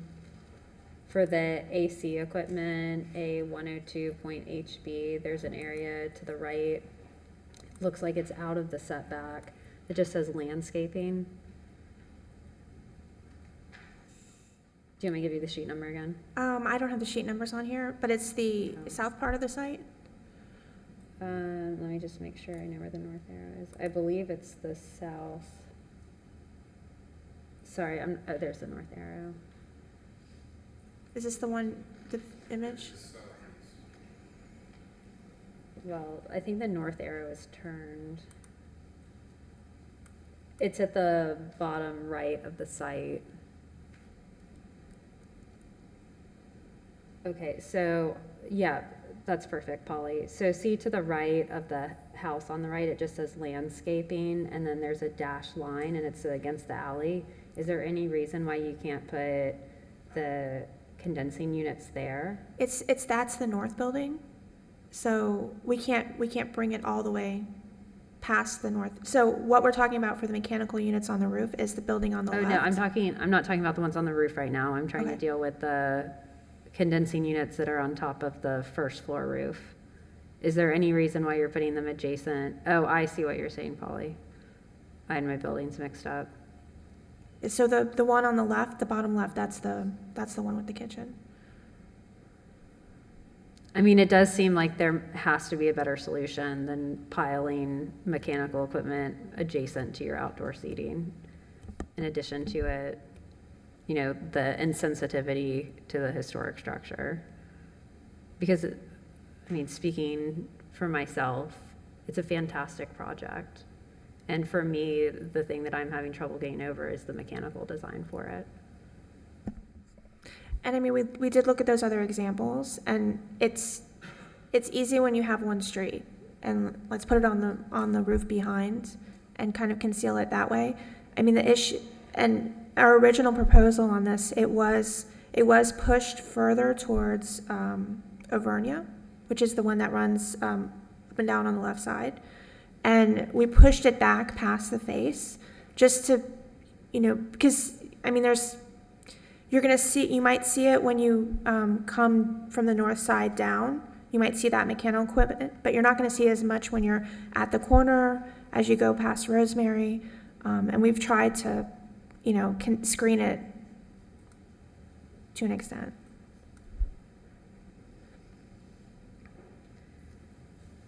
I just think it might be worth foregoing a little bit of the seating on site to accommodate the mechanical equipment differently.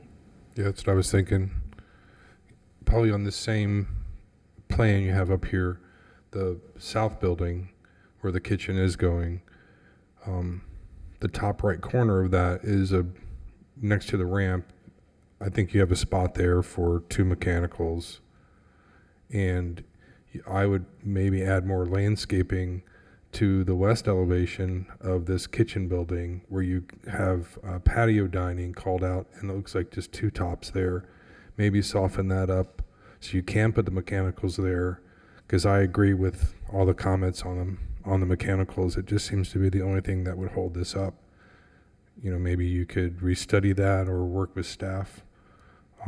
But I think there's plenty of room on this site, because the site is generous to add those 4 mechanical units that are on that first floor roof, and then work something out to where you could get rid of the second story mechanicals. Okay.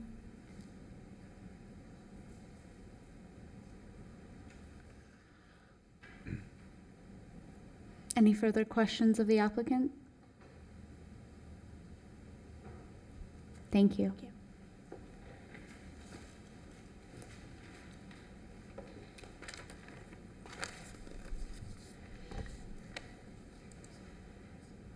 So in our discussions with Polly, I only half jokingly said, well, the easy solution is just swap buildings because the other one's prettier anyway, and then hide the equipment on the other one, it'd be okay.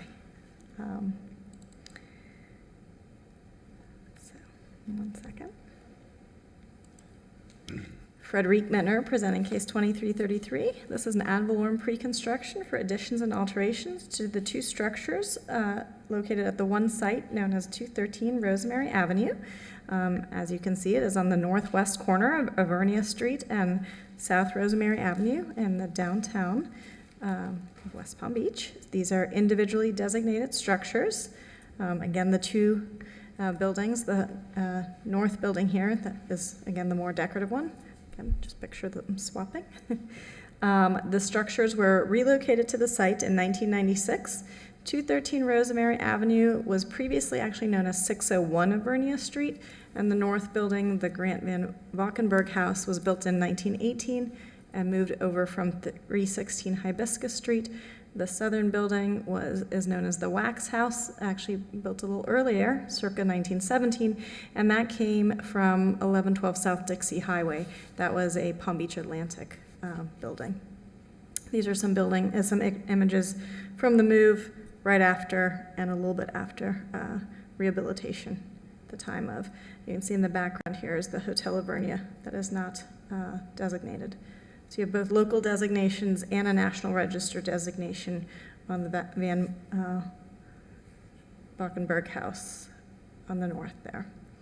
The request for the north building is window and door replacements to match existing, repair and replacement of the roof, wood, deck, and siding, removal and rebuilding of the new front and rear stairs, and that'll be in conjunction with the lowering of the building. Obviously, since these buildings have been relocated to the site, this is not their original foundation, so the lowering to the ground makes sense, and the proportions will be appropriate to how it would have historically appeared. They are requesting to demolish a portion of the northwest kitchen, which was not original, and construct a new addition of approximately 281 square feet, and general site work, as you've seen. On the south building, also window and door replacement, repairs and replacement to the roof, wood decking and siding, also rebuilding stairs to address the lowering of the structure and site work, demolishing a second floor build out, creating a niche there, and removing a portion of the roof to accommodate mechanical equipment, and again, general site work for continued use as a restaurant and bar. To serve that additional outdoor capacity, they are also building that outdoor bar, contemporary bar, which will be 301 square feet enclosed and 562 square feet of a covered area on the western edge of the property. And there is quite a significant slope to Avernia Street, so that'll be very minimal in its impact as you head up west on Avernia. A survey of the current site, again, the 2 structures, and the 1.5 or 2 stories, the 2 property structures with the new bar, and in between sandwich the outdoor dining. This is the southern building with the added mechanical equipment over the porch down here. Those are, my understanding, primarily the condensers, and up here the kitchen equipment for the venting. The elevations for the northern structure, existing and proposed. Existing and proposed. Existing and proposed, and you can see very minimal modifications, lots of repair and rehabilitation, which is exciting to see. Some window and door modifications, but they are minimal and they're primarily on side and rear. This is another street-facing elevation. The south elevation, again, it is a vernia. This is that new bar feature with a lot of landscaping. Another existing and proposed. And the new construction of the bar. So this summarizes the request, and obviously Polly did a great job. And I'll go to our recommendation in a minute, and I know we've already discussed it, but the majority of the conditions really are about the south building, and as you've already discussed, the mechanical equipment, both the two pieces that are at the roof line that will project, that will be visible from the west, as well as visible from the south. As you are heading up on Avernia, you can see that in this image, this elevation. Here's the projection here and then the screening here, but you don't have the view as you're a pedestrian heading east on the sidewalk there. I believe you will still get a glimpse of this here. This is better screened. So again, the new bar. The project is a fabulous project. It's very exciting. Keeps kind of the original feel of West Palm Beach, kind of the heart of the square. We do believe it meets the majority of our compatibility standards, Secretary of Interior Standard 9 and 10. However, really to make this project even more outstanding would be to, again, address, as we've all discussed, the mechanical equipment. Our request was that the AC equipment be housed on the roof of the new bar, not on the historic building. You have in your packets a report from the mechanical engineer explaining why. Obviously, he just testified, but also in the packet explaining why that's not feasible. And then also the ones that are protruding from the roof line at the top, that they're dramatically redesigned to have a minimal visual impact on the structure or be relocated.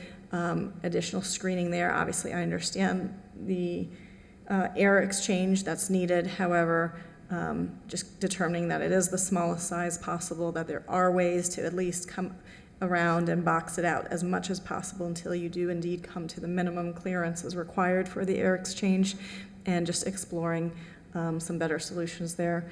Confirming that all siding shall be wood horizontal siding to match the historic material and width and profile. I believe that is the applicant's intent. Just wanted to put it in here. The original east-facing windows in the Van Valkenburg house should be repaired, retained, and protected with a single pane of impact window over the existing. That there are two small window openings facing the east on the Wax house, that those shall be retained. The north elevation window on the second floor of the Wax house shall have the 6/6 pattern. I believe that was just a drawing error. And that all windows shall feature clear glass on all elevations, not just street-facing ones, with dimensional exterior OG muntins where there is a grid pattern. I believe, except for a little bit of an impasse on the design of the mechanical equipment, I believe the applicant is in agreement with the other conditions.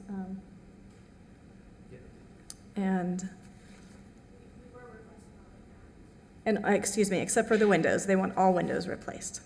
So. But that concludes my presentation, and I'm happy to answer any questions. Questions of staff? Thanks, Frederic. There's no parking requirement because, why?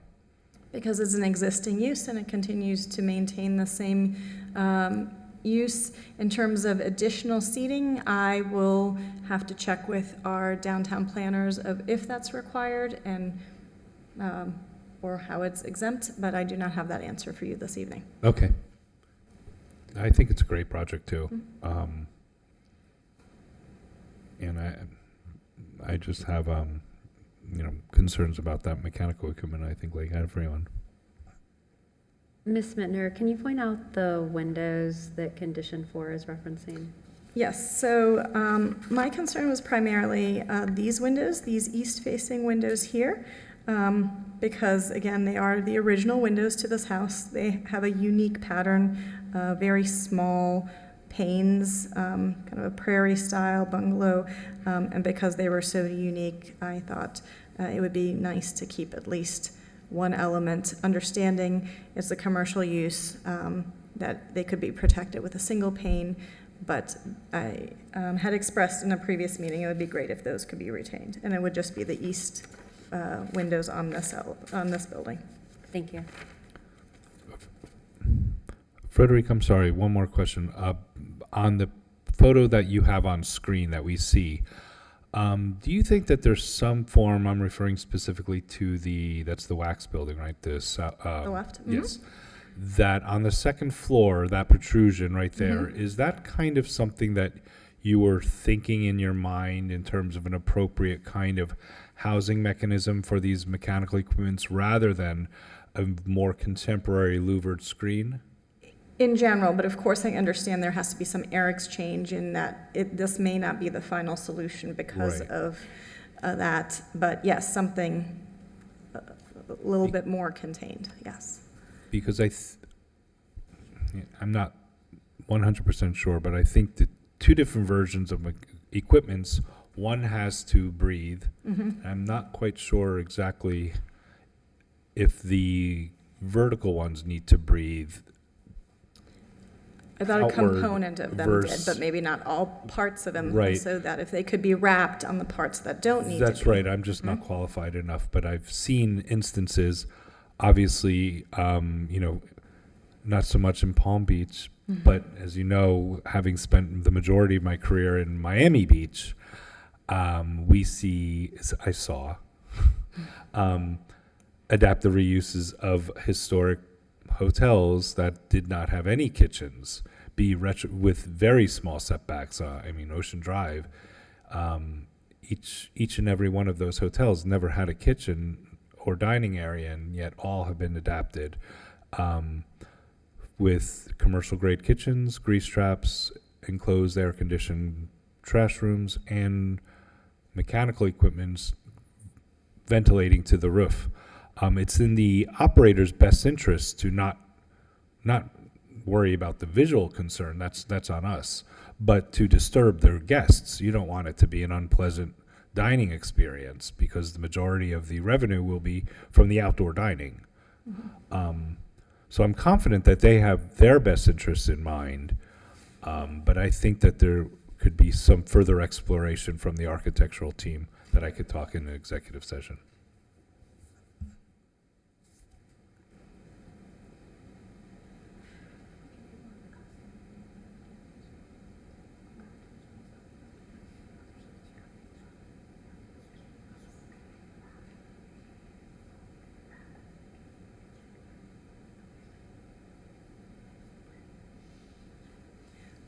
The applicant understands your intent and feels that they could accommodate that.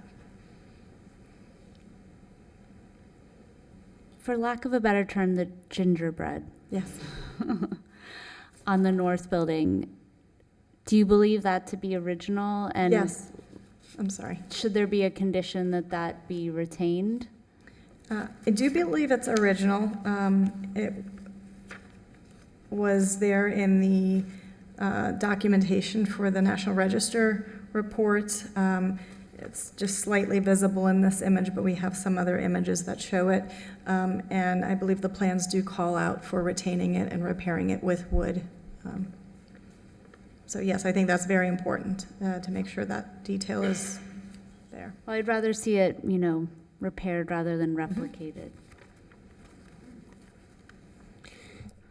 I'm just curious, even though it was original, it seemed like the owner who put it up wanted to put this Victorian feature on a house that is not Victorian.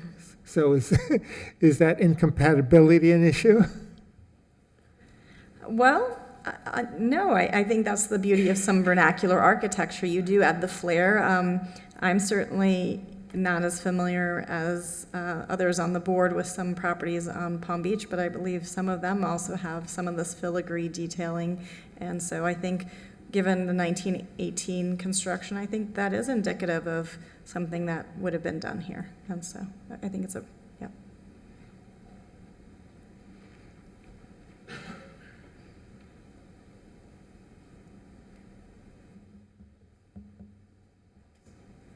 Any further questions of staff? Okay, thank you. Thank you. Oh, sorry, do you have a question? Not of staff. I just wanted to revisit the railing that you had brought up earlier, but we can revisit that in an executive session. Sure. Do you have any public comment on this project? Okay, seeing none, we'll go into executive session. Start with the railing. Sure. I understand that it needs to be brought up to code. I would want it done in the means that are going to impact the historic fabric to the least. And I'm not sure if adding glass on top is that, like the means to secure that. So I would just ask for further restudy of that specific element.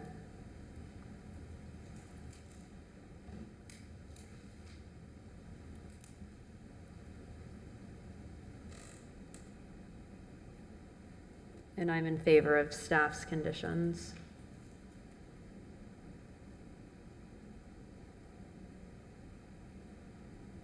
I don't know if anyone, I didn't mention it in my ex parte, but I walk by these properties daily or every other day to go to Publix. I live nearby. And the buildings are not in the greatest shape right now, so it's really commendable, the effort that the applicants are going to endeavor themselves, because there's a lot of rot and warping, and I think the use is absolutely fabulous. I was able to go to the Hibiscus Inn right before it shuttered when I moved here, so that was really nice, pleasant, kind of Key Westy environment there. I'm sure it will be beautified to the greatest extent by the operator, but it is, I don't know, it's a challenging project in terms of that kitchen area. I'm struggling with that.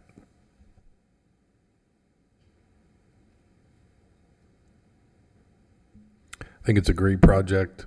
I'm wondering if on the north building for the glass rail, maybe the glass goes on both sides and we encase and protect the smaller railing rather than putting it on top. If there's another way of doing it, I understand why they need to do it, but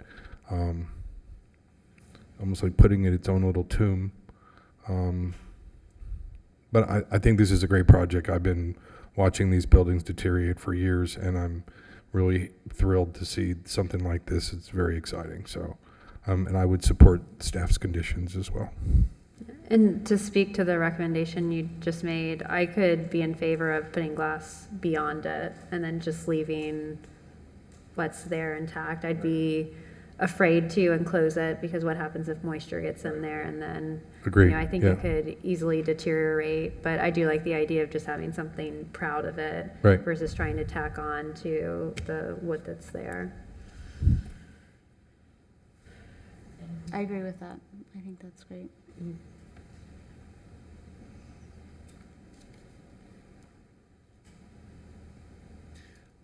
Definitely been well covered. No, it's a tremendous project and it's long overdue.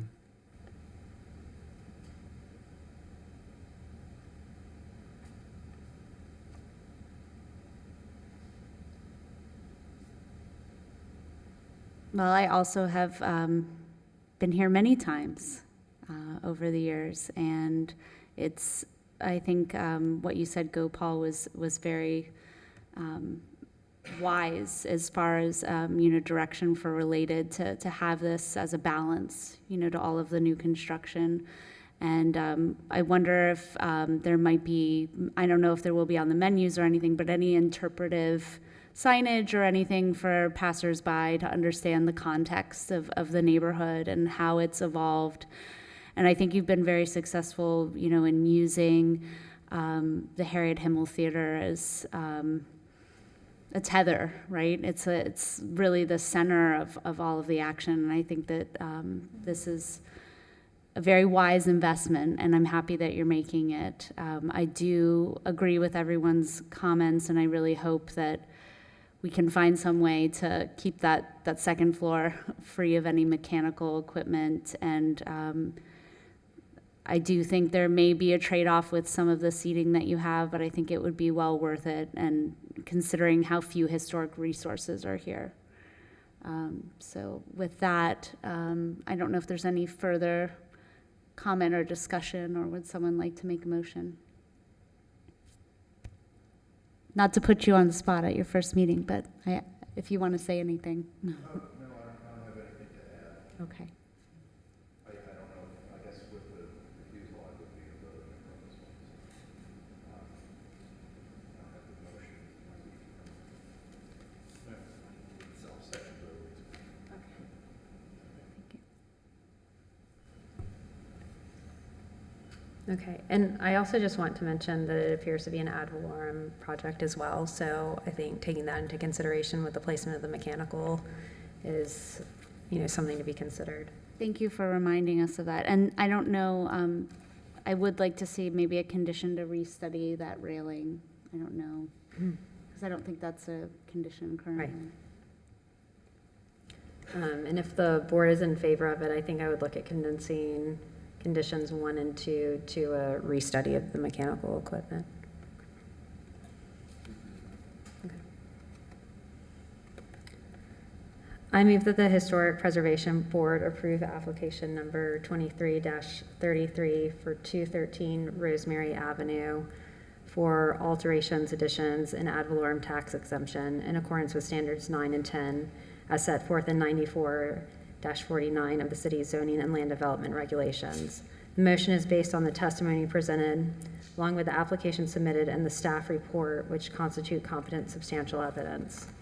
In addition, the approval of this request is made conditional upon the following stipulations and/or safeguards that I move are necessary to ensure compliance with the purpose and intent of the Historic Preservation Ordinance, the Historic Preservation element of the comprehensive plan of the City of West Palm Beach, and the Secretary of Interior standards for rehabilitation. The conditions include the following. 1, the mechanical equipment and placement shall be restudied and redesigned to have minimal visual impact on the structure or be relocated entirely. 2, all siding shall be wood horizontal siding to match the historic material in width and profile. 3, the original east-facing windows in the north building shall be repaired, retained, and protected with a single pane impact window over the existing. 5, the 2 small window openings facing east on the wax house shall be retained. 6, the north elevation window on the second floor of the wax house shall have the 6/6 pattern. 7, all windows shall feature clear glass on all elevations and dimensional exterior OG muttons where there is a grid pattern. And the final condition is to place the new railing of the north building beyond the historic railing. Do we have a second? A second. All those in favor? Aye. Aye. Any opposed? Okay, motion carries. Your project is approved. Thank you.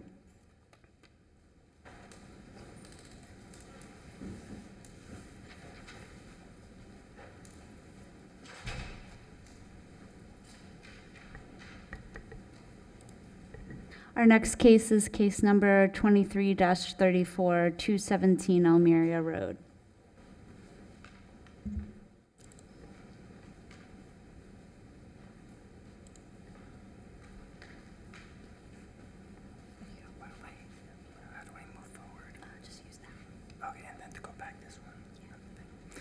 Hello, I'm Davis Tamburn with YRA. I'm the architect, and the new home is, what we're proposing is the demolition of an existing single-story home and a attached garage with a bedroom suite over top. We've decided to go with the Mediterranean style, which is in keeping with the neighborhood, using precast stone detailing, wood shutters, detailing that is also of cast stone for the sills as well as the crown molding. We plan on using a terracotta barrel vault roofing, and over the garage door, we're planning on using a wood trellis system. On the rear, we're also incorporating the same detailing that we're using on the exterior front of the house, on the rear and on all other sides. We also have a rear fireplace where we're using some detailing that is similar to a S shape in the chimney area. We've located the house on the left-hand side of the property to allow for a driveway to go to the detached single-car garage. Above the single-car garage is a guest suite with an exterior staircase. Sorry.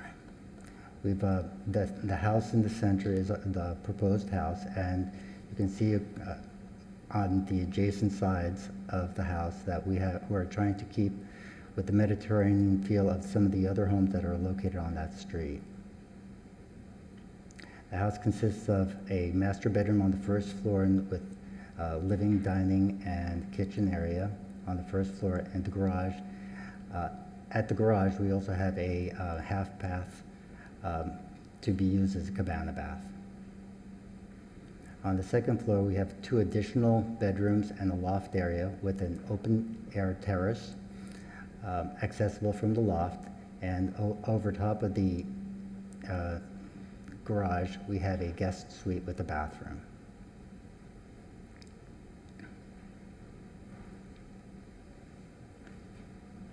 We've incorporated various details that we find in keeping with it. We're going to be applying shutters to the windows that are, if the window size is too large, we were going to have them as wood folding windows so they can be used as true shutters, and all of the trellis detailing has been specified here.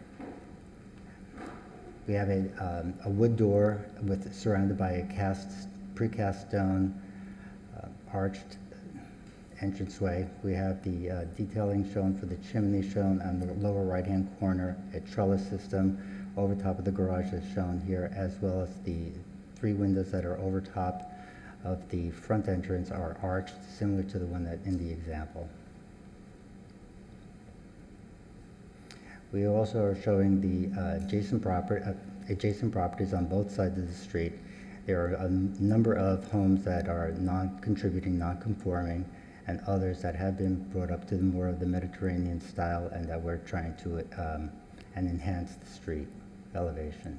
These are photos of the existing house where they've attached the 2-story structure of the garage to the main house. The house is currently not in great shape. There is areas of rot. That's why we are proposing to demolish it and build this new home, which would be have a stucco finish. And that's all I have to say. Questions of the applicant?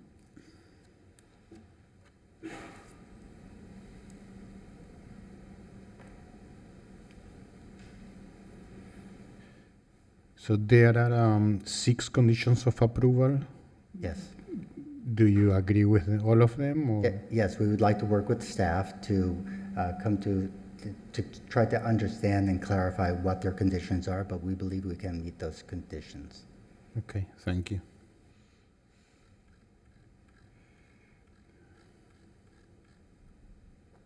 What design cues did you take from the surrounding buildings?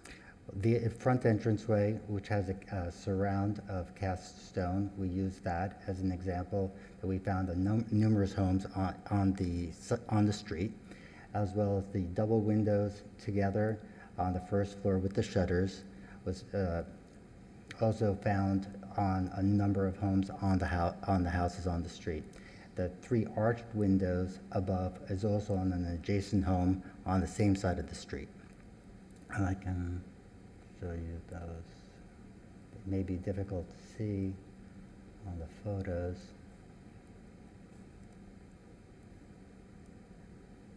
On this street, I believe it is on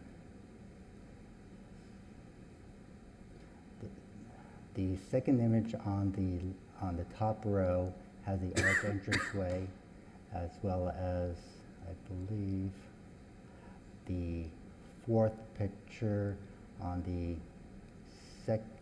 third row with the white car in front of it also has the arched entranceway.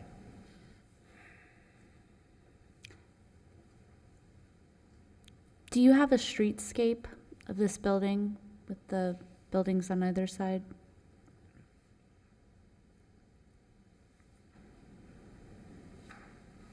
It's on the top right, upper of this page.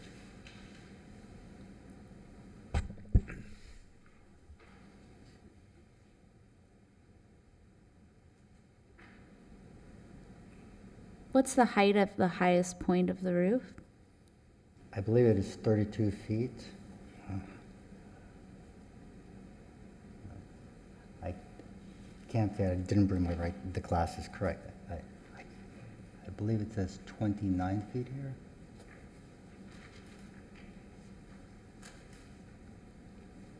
And the pitch, sorry, it's It's 5 and 12.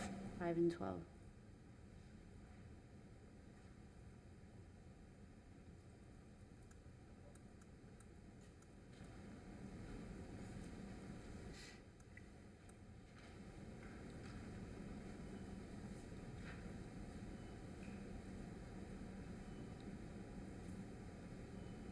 The ground floor is 13.4?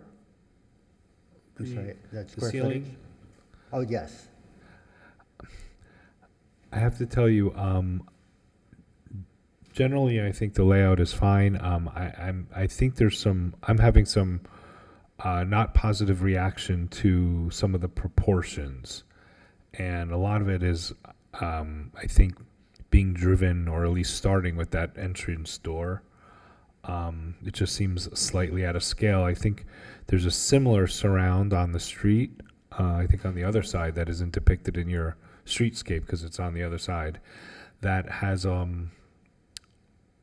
guess that's an even number house. There's a lot of similarities between the two properties. That one has a front second floor terrace, but there's like little Juliet balcony added, and the door surround is lower, more in scale, more intimate.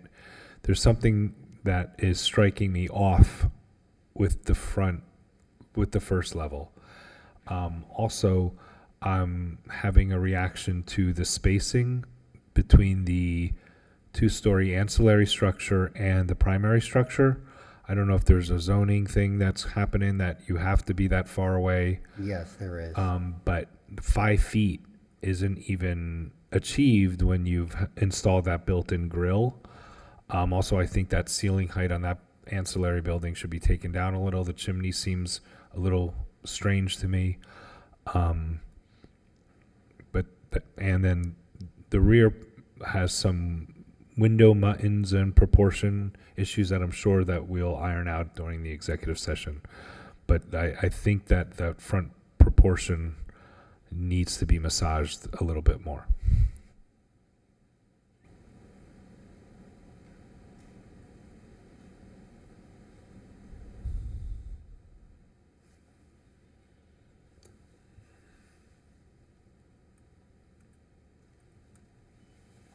I agree with you. And there is a second floor is 13 feet 4, and I think that the issue is that. I think that the issue is the height of the second floor, and you see how far the window sill on the second floor is from the header of the windows on the first floor. Yeah. And that is because probably the first floor is too high. Or too tall.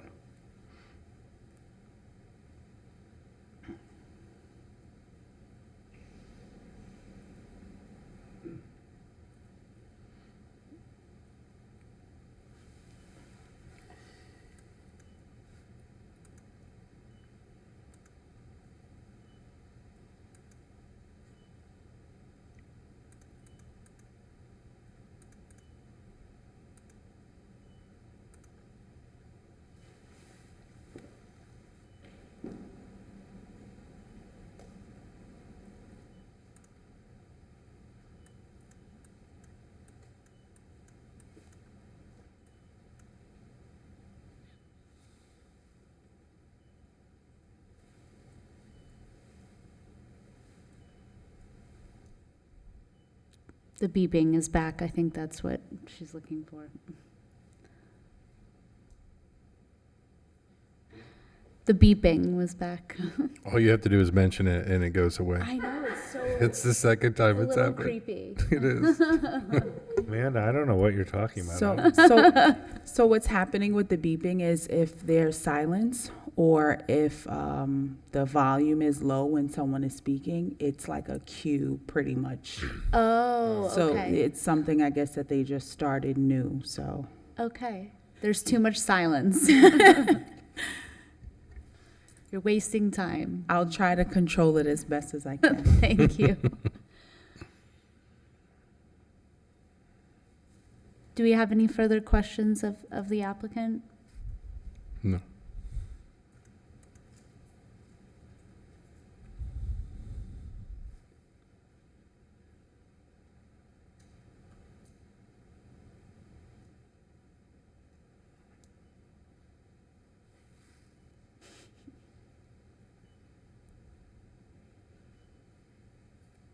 Okay, thank you. Thank you. You're not allowed to think. You just have to talk. No filter. No filter. Think out loud.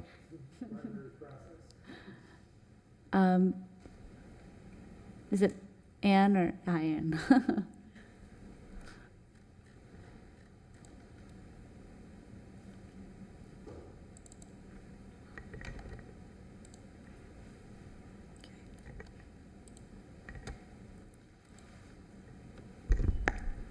Good evening, Ann Hamilton presenting case number 23-34 for demolition and new construction at 217 Almeria Road.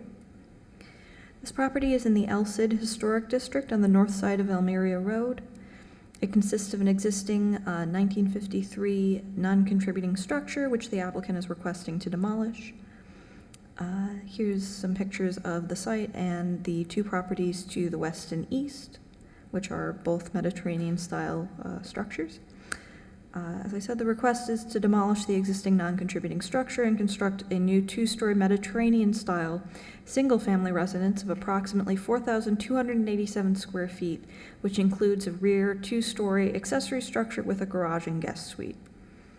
As you can see here is the site plan with the two-story residence and two-story accessory, as well as the outdoor living space that you saw in the applicant's presentation. This is the roof plan. The property is proposed to be roofed with a barrel tile. This is the first floor plan, the second floor plan, and the front elevation with that cast stone surround on the front door and shuttered windows, side elevations, and rear elevation.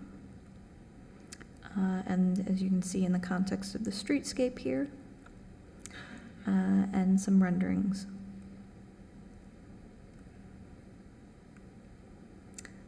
Staff believes that the demolition of this non-contributing structure will not represent an irreparable loss to the El Cid Historic District or the City of West Palm Beach, and are therefore recommending approval of the demolition. And we believe that generally the new construction meets all of our review criteria with the conditions that are proposed here. All windows shall have clear glass and bronze frames with low E coating permissible on side and rear elevations. All shutters shall be sized to fit the window openings and shall be composed of wood.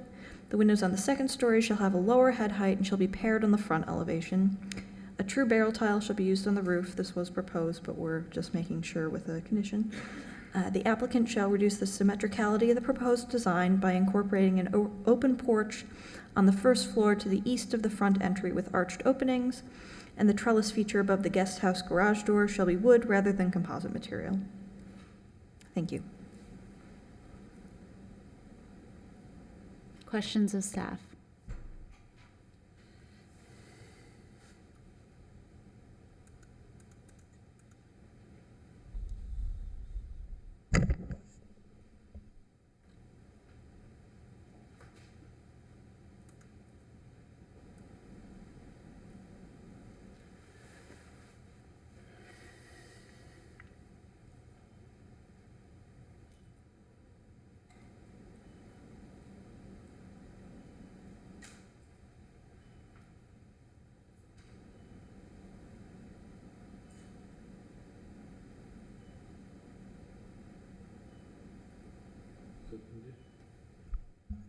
And condition 5, the applicant shall break up the proportion, the symmetry of the design by incorporating a front porch on the first floor to the east of the front entry with arched windows. Which, I don't see arched windows on the first floor. So they don't exist currently. Oh. That was something that was just a proposal inspired by some other houses in the area that we thought maybe a porch on that ground floor instead of, a room would perhaps make it less symmetrical, but that's more of a suggestion that, Okay, there's I a different understand. way. The building complies with zoning, with height? It does, yes. And do you have any thoughts on the first floor size? I mean, the streetscape, which has some newer construction, Mhm. also is kind of, it shows that the scale isn't proportionate with the neighboring properties. I think it is because the neighboring properties are also two-story. I think that generally, at least based on the streetscape, it will be appropriate in height. You feel that they are? Yes, but if you think the first floor could be lowered, that could be appropriate. Okay.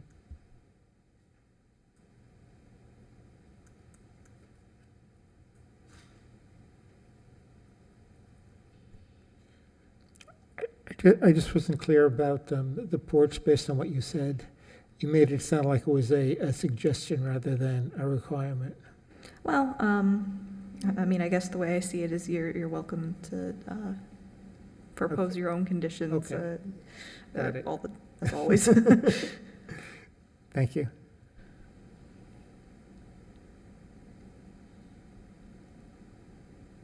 Any further questions of staff?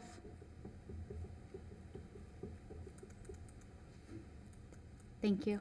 Any public comment? Okay, seeing none, we'll go into executive session.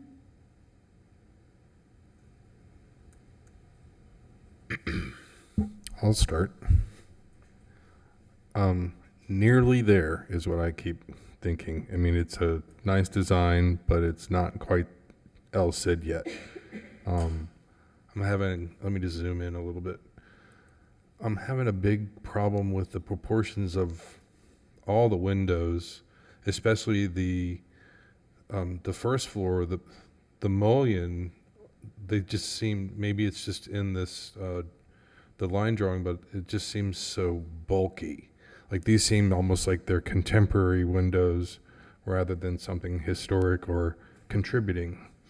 I don't like the light patterns on the first or second floor windows.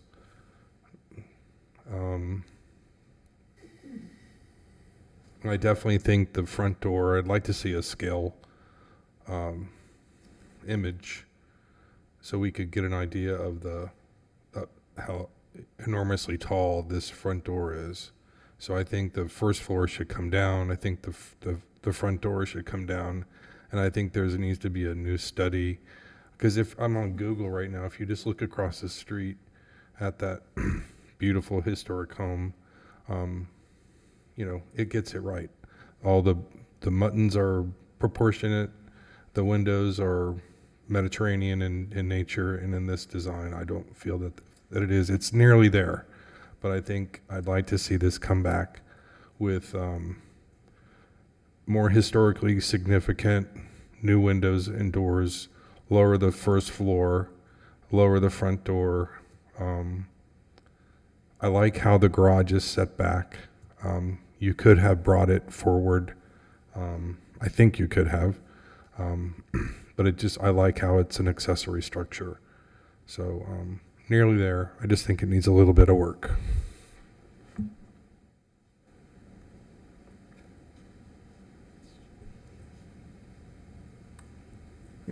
To add to that, and I apologize if it was mentioned while I stepped away, but the detailing that's at the eave, the soffit, and then the very heavy cast stone with that like elongated eave. I think that that detailing needs to be restudied to shrink the proportions to be more in keeping with what you would historically see in the neighborhood, but also just classical proportions for a structure that's of this scale.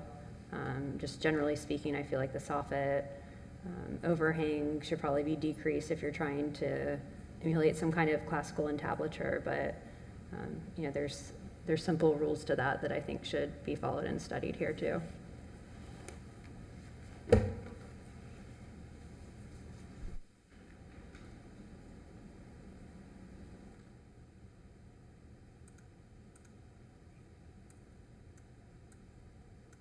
I don't know what effect this would have on the program, but seeing the story element in the rear, I wish that was on the front of the building. I don't know, I feel like so many of these projects that are coming before us, they just look like, to put it completely and eloquently, they look like a box. And I think that the property at the corner of Elmiria and Olive, I had concerns about it when it was before us, and now that when I see it finished, I think it's pictured in one of these. It's just,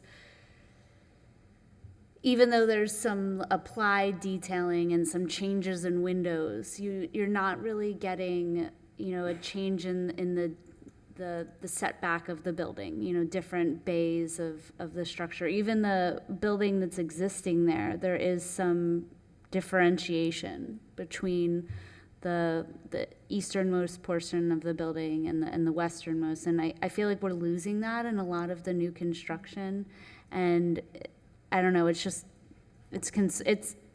makes it a lot less interesting, you know, to walk down the street and to drive down the street, and I don't know, that's something that I would like to see different with this. I don't know if that's achievable, but that's my thought, that there is a one-story element. Is there a way to incorporate that on the street-facing facade rather than having in the rear? And I don't think that necessarily means the owner's suite has to be in the front, but rearranging of the rooms, or Even just a little Juliet balcony or something to kind of, especially over the accessory structure, would be nice. There's a few examples on the street. I kind of see what Ann was saying about adding some sort of porch to the front, but the house would have to get shifted back because of the front setback.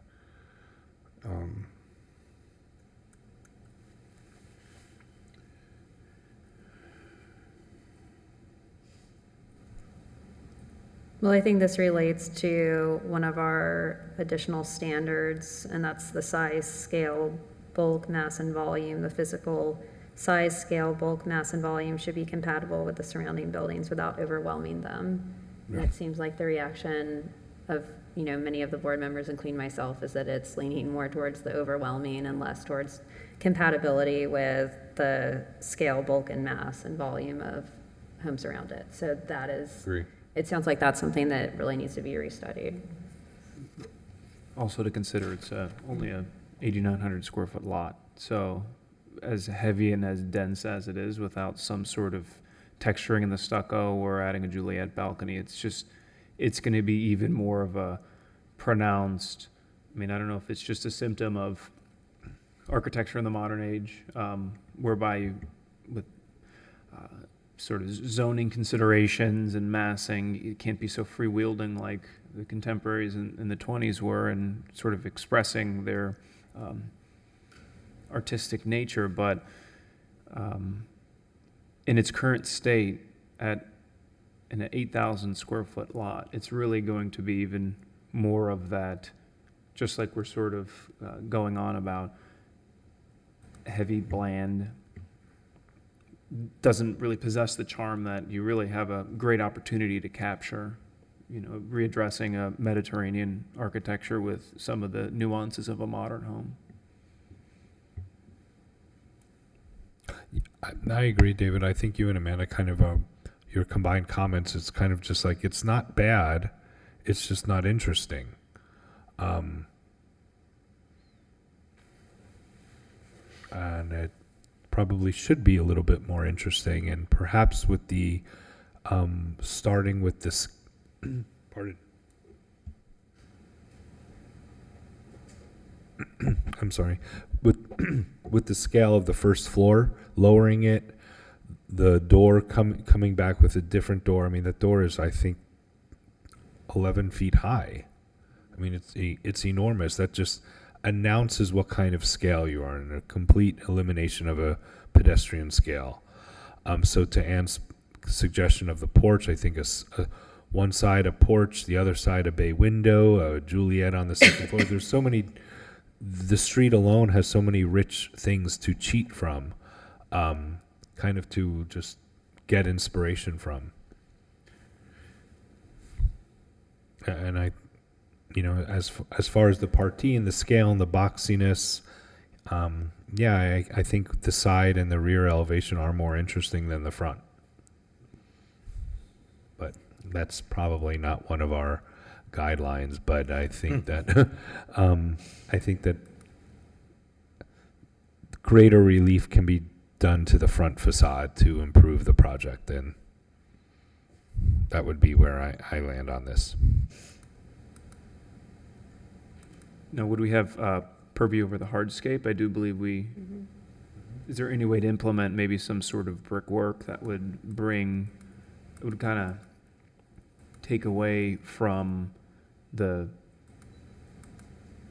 starkness of it, I suppose, the starkness of the project? Well, I don't see hardscape details. I just think these are placeholder. So I couldn't comment about the hardscape here. So in these renderings, they're just renderings for the sake of renderings at this point? Yeah, exactly. So, I don't see a hardscape plan with what they're planning on doing, but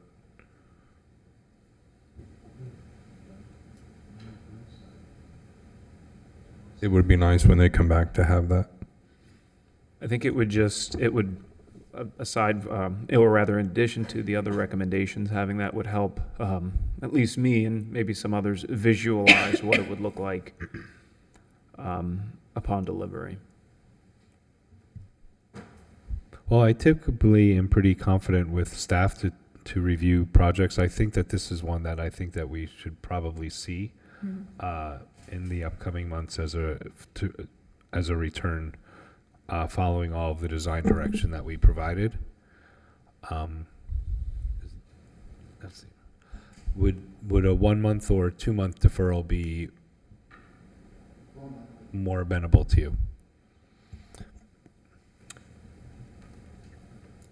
Unless there's any further comment, would you like to make the motion? Well, I just have a question. So the 1 month deferral is then July 31st.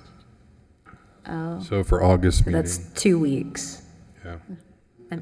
I completely forgot it. I assume you meant, would you prefer an August deferral or a September deferral? September. Are you referring to the July 31st? No, July 31st is July, August is August 25th.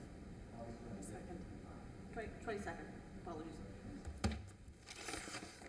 I make a motion to defer case file number 2324 to the August 27?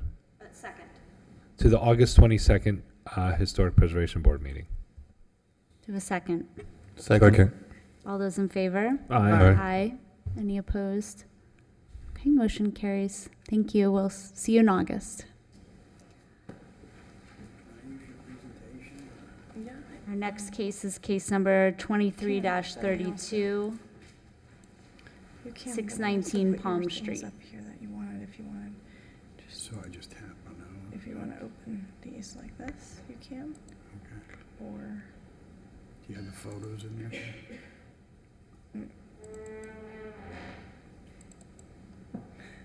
when A lot of interest. I just have a few photos in mine. I have. What I put in my, Yeah. And I have these photos that you sent. Nope, that's not you. Oh, Sorry. project. Yep.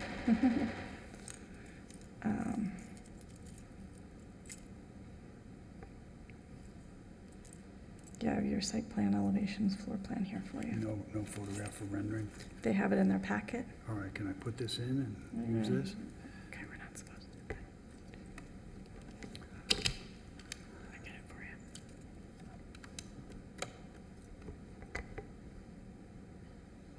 All right, there you go, go ahead.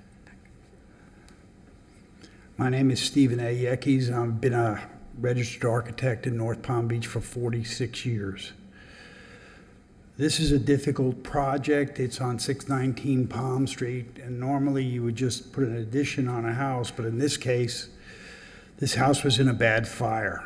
And let me see if I can get to the photo of the fire.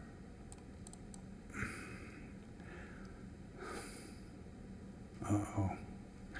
Well, I think you have it in your packet, but you can see from the rear elevation, the back half of this building was severely burned and would require demolishment and rebuilding. The front half is extensively smoke damaged. And if you look at the front photo of the existing building, you can see some of the smoke stain out of the attic vent in the front, and it looks like that all inside the house. My first inclination was to demolish this house. However, I have experience here, and I know I'm coming to the Historic Preservation Board, and you're not going to let me do that so easily. So we hired some forensic engineers, and they came to the conclusion that it would be fixable and repairable, but it would be at great cost. So since the owner has a large family, what we decided to do was take a portion of the back of the residence off, maintain the front, the entire front existing elevation, and add a 2-story portion of the structure to the rear. Let's see if I can get that.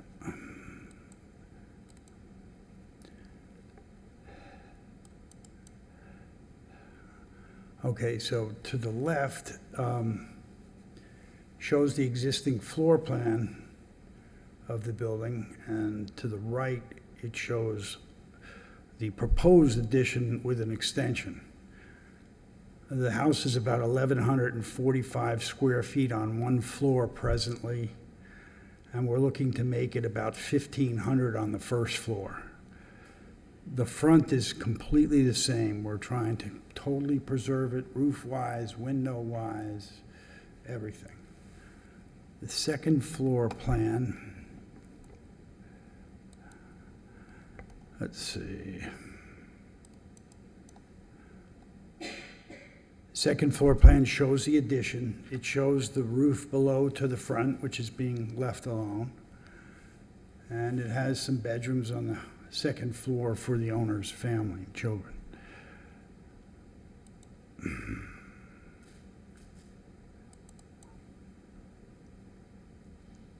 The upper left shows the proposed front elevation. The lower left shows the existing elevation.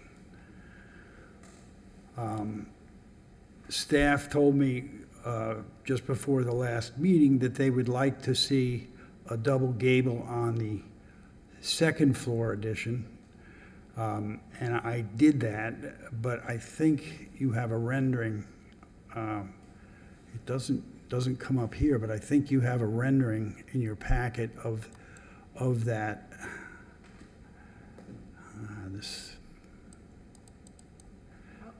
Oh, there it is. Okay. So this is a rendering with the recommendations where I set back the second floor addition and I develop a double gable similar to what the existing first floor looks like now. So it provides what the owner needs, and it's going to be fairly expensive because I basically have to rehabilitate the entire inside of this structure. All new walls, all new finishes, all new equipment, plumbing, everything. So I've just maintained the front and put on an addition in the rear. And I hope you like that because it's trying to stay within the look of the house and yet providing enough square footage for the new owner. Thank you. Thank you. Questions of the applicant? Stephen, in this iteration, does the, I don't have a north arrow, does the east addition in this version on screen doesn't protrude past the building line of the existing building, correct? Well, the east Or is side the of it perspective set just- back. The east side is set back from the west side of the second floor to create that double gable. Can you go back to the floor plan, please? The floor plan. Well, unfortunately, my floor plan does not reflect this because I submitted the drawings and just before the meeting, they asked me to do this. So I did a rendering, but I never submitted the changes, but I will go back. Well, you want the first floor or the second floor? The second floor, please. Yeah. Okay, because the second floor is not drawn the way it will be with this iteration. You see this, the second floor, it goes straight across. Correct. So you push back the right-hand side, that That's bedroom. correct. That's correct. That sets up two different roofs, which is what staff asked me for. But it is in fact pushed back. It's not one of this face coming forward. No, the face to the left of the second floor stays where it shows now. To the right, where that big bedroom is, it's going to be inset. Okay. And that creates a double gable. You have to do that to put a double gable on there. I actually took footage out of the house to do that. And you will have to add a cricket on the lower roof to push the water away from the building, right? Yes, yes. Let's see, oh, I'm sorry. I'll get back to that. Well, the existing roof is the existing roof. I didn't touch that. Right. That's, in other words, the front that you see with the double gable on the first floor, that's the existing house. I didn't touch that at all. So what you can see from this rendering is that the bedroom wall is pushed back, the left wall has stayed where it was, and I got myself a double gable similar to what's going on the ground floor.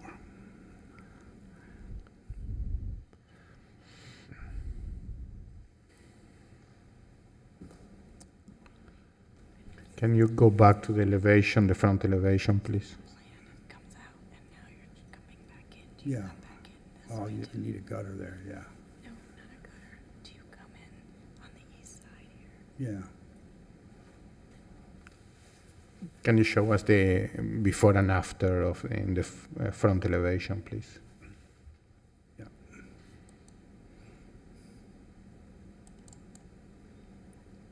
Okay, again, the existing front elevation is Yeah. on the bottom left, Yeah, you and got the it. proposed is on the top left.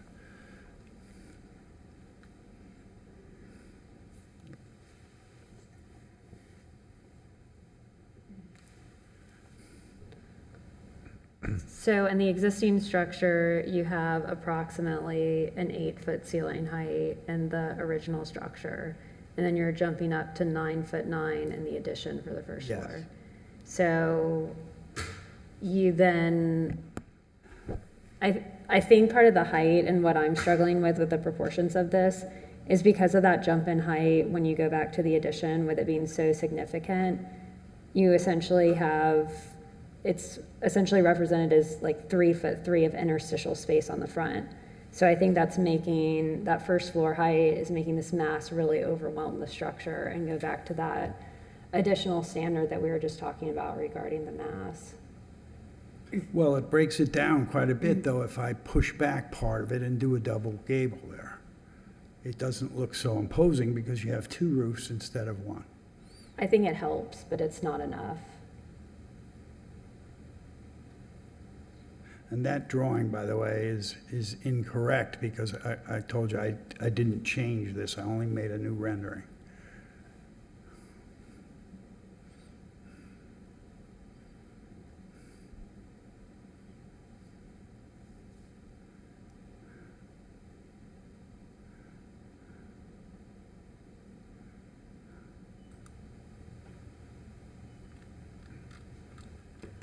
One of the issues, what you are saying, Christy, is that I believe is the gable of the existing portion that if he doesn't raise the back, the windows will interfere with that probably. But I think it's a design component. I mean, there's, with this, I was just looking at the floor plan, but there's ways to play with that so you change your fenestration so that it works. I don't think we should allow massing that's incompatible with the neighborhood to fit a window that doesn't have to be there. Well, I can lower the first floor ceiling height to the existing, which is roughly 8'4". Yeah, I don't know that it has to be 8 feet. But not as significant as 1'9" difference. Okay.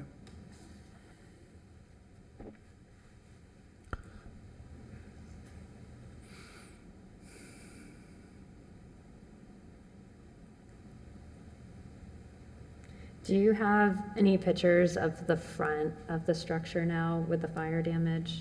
I think there was one that roughly I showed do. it. You don't have those? For some reason, they don't come up here. That's the only problem. Right, because we have the report, and most of the pictures of the report, what I think I'm looking at is primarily the back of the structure. Yeah, these were not converted to PDF, so they won't come up on a Windows platform. I use Apple. Do you have any photographs of the? There's a there's a 2-story house in this packet. What is that? Okay. The neighbor. They're at the end of the packet. If you go past the engineer's report. Yep. or What's that house right there, Frederick? That house is immediately to the west. To the west? Okay. So which one is, I saw those pictures, but which one is the front? Of this house? Yes. The neighboring house? Oh, not the neighbor, of the subject property. I'm looking for a picture of the front. I just thought that those were the rear. I have that in my presentation. Okay, so I'll hold my questions until you give your presentation then. So did you find the photo of the rear of this house with the fire damage? Okay.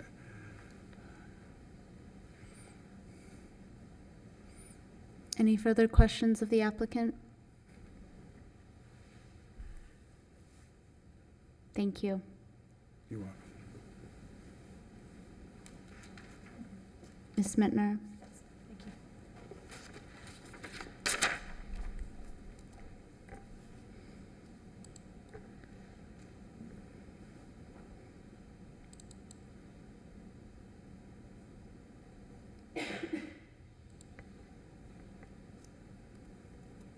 Frederick Mettner presenting case 23-32 for partial demolition and a 2-story addition at 619 Palm Street.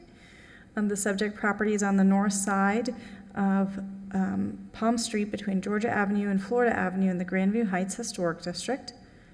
And this is the image of the property currently. This is after the fire in the front. You can see the yard is overgrown. It actually has a few code cases going because in the back the pool is green. And then immediately to the west, you have that 2-story home that you saw images at the end of your packet of the massing from the rear. So a typical 50 by 123 interior lot in the neighborhood. And the proposal is to remove the majority of the back of the property, add some additional square footage on the ground floor, but primarily add that second floor. First and second floor plans, roof plan, the proposed elevations that were initially submitted for hearing,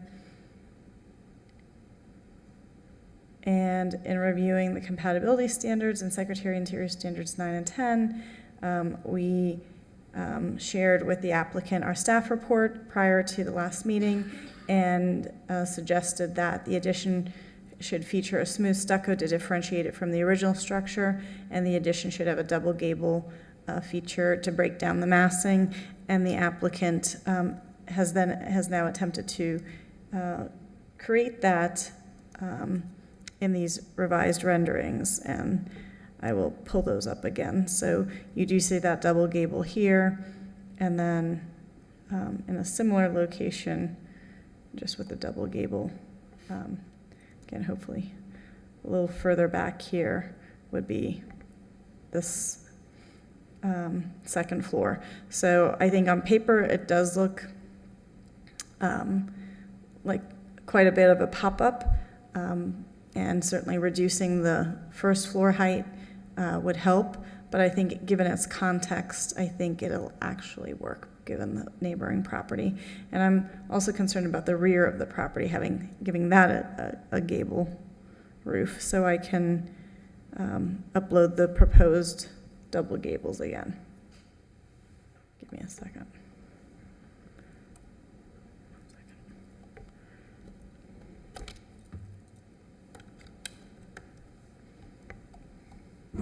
During the course of your correspondence with this project and the applicant, do you know if pushing the addition further back on the site was ever studied to reconstruct more of the original house? No. The applicant, I think, wanted to actually demolish even more of it initially. So this is the single gable versus the double gable. The owner is concerned about health implications from the smoke. So I don't think they were willing to go save more of the building or push it back further.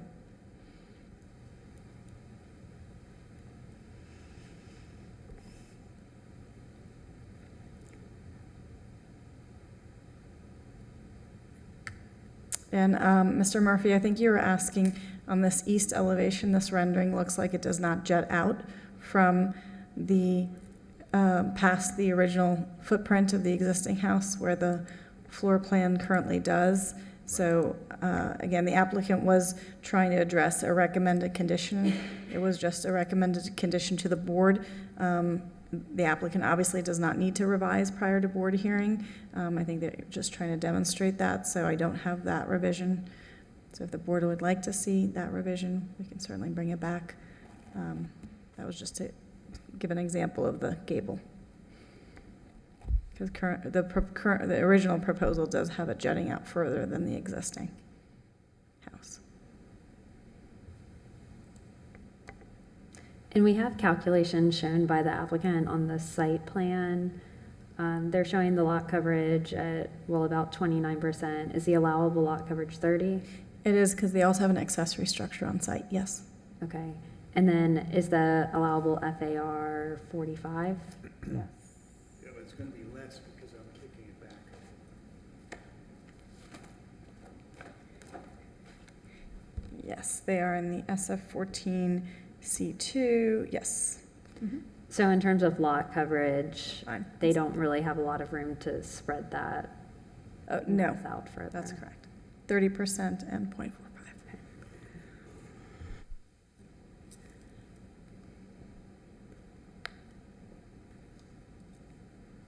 Any further questions of staff?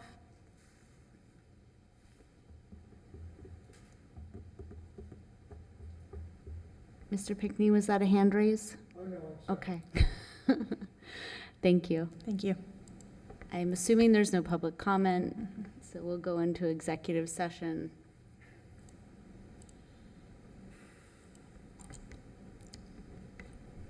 If I could start, I think I have very relevant experience in a similar situation, not in West Palm Beach, but in an adjacent municipality with an extremely fire damaged structure about the same scale, where we did do an addition to it. And essentially with that structure, I mean, the reports were very similar, so I'm just seeing a lot of comparisons between the two projects. And with that one, yes, we had to repair a lot. We, piece by piece, took apart what we had to and put it back together. But we retained significantly more of the fire damage structure. And I mean, it was severely compromised, the structure, but it's a historic house and there's historic merit to it. And I just fear that with this proposal, we're removing too much of the historic structure, although it's fire damaged. Given the experience that I've had, I do feel like we can retain more of the structure that's there and be a little bit more creative with the addition. Even with the lot coverage we have, I think that with the proposal of the change in the front face, it definitely is in the right direction, but if we can just push it off the historic structure a little bit more, I mean, I feel like it's like it's trying to eat the historic structure with the way that it's been proposed. And, you know, I think it's headed in the right direction, and it's not quite there. The reason why I wanted to kick off the comments is because I understand this design challenge, and I think that, you know, what is done here is going to be here for a long time, and I just want to be careful about saying, you know, it's fire damaged, and we don't need to try to keep a little bit more of it. Even like a few more feet, I think would really significantly benefit this project.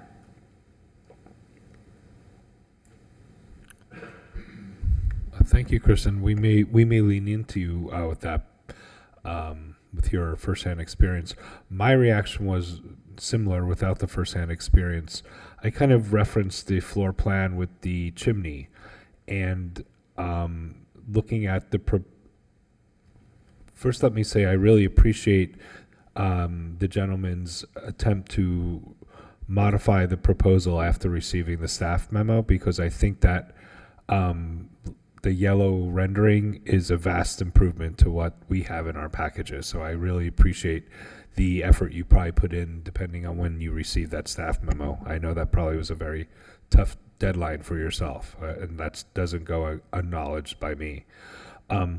But I look at where the layout of the second floor and the first floor intervention is on the ground floor, and I can only use the chimney as a reference. I think at minimum, both of those windows need to be retained in terms of where I would feel comfortable thinking of what portion of the ground floor needs to be preserved, restored, rebuilt.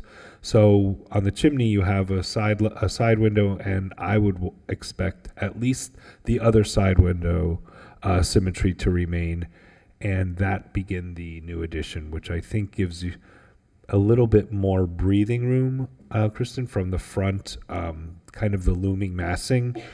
When I look at the second floor plan, I see that there is this really extra space at the top of the stairwell that isn't a dedicated bedroom, it's not a dedicated bathroom, it's a sitting room, which I think is neat. But that has an opportunity to have maybe an indoor-outdoor element, so that in the front, so that breaks up that massing on the front. If maybe a portion of it was open and a portion of it was covered and, you know, exposed to the elements, so it'd be an indoor seating area and an outdoor seating area, and suddenly that mass on that front is broken up a little bit more. And then I like the idea of kind of coloring within the lines and not projecting further than the existing setback is now, just so that that front elevation in the plans we received, I think sticking out from the floor plan really just doesn't do the project, the portion that you're preserving, any justice, because it also just looks tacked on. But I think the rendering is off to a good start on how we can further work on this.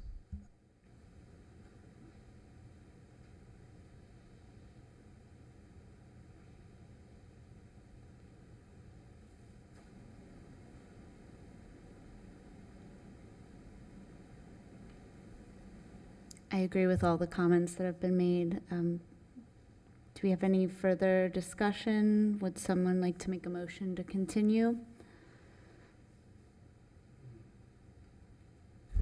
I definitely feel like it's going in the right direction, but there's just not enough information with that one rendering.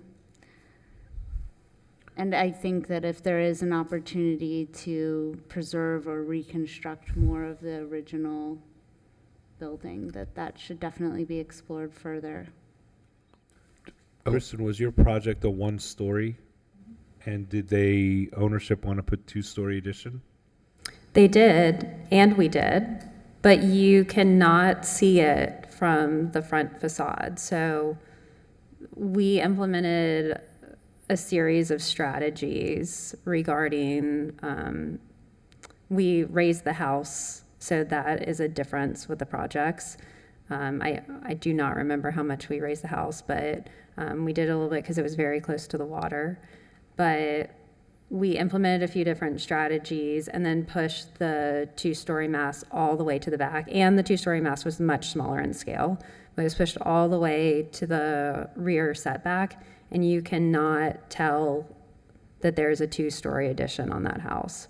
So the only thing that we removed when we did that were some later additions that, I mean, we had documentation that they were later additions, but all of the original cottage, I mean, a very, you know, in terms of scale, very similar for one-story structure.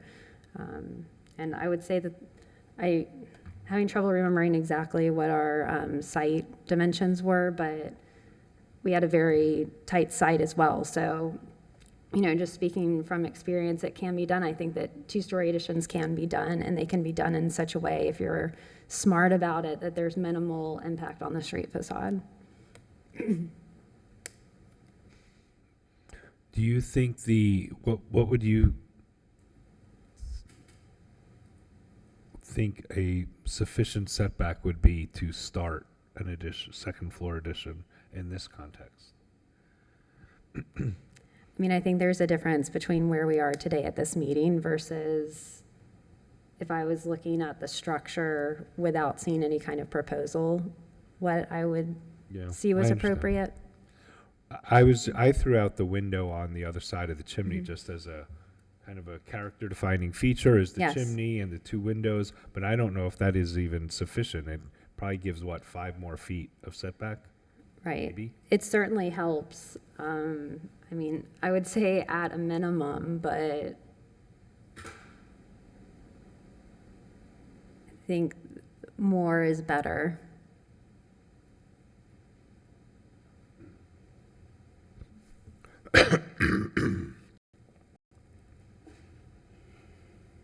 And there's a lot to be said for in-kind replacement.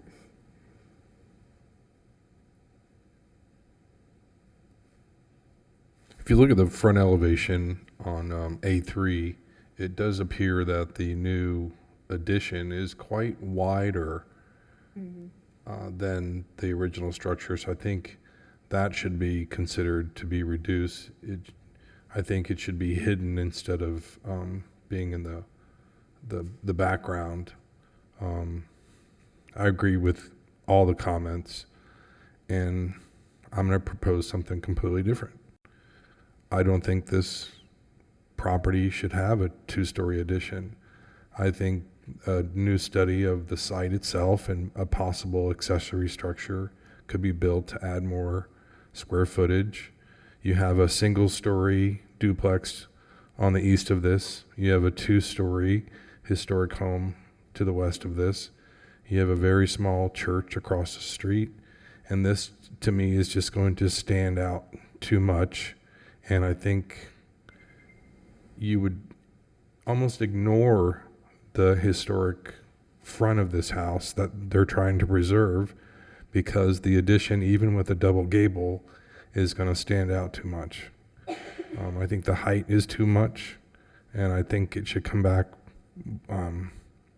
for maybe a new study completely.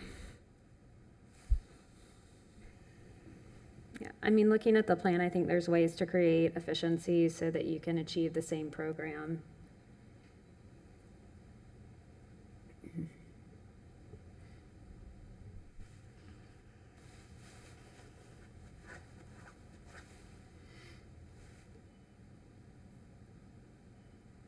Do we feel like we've given sufficient direction?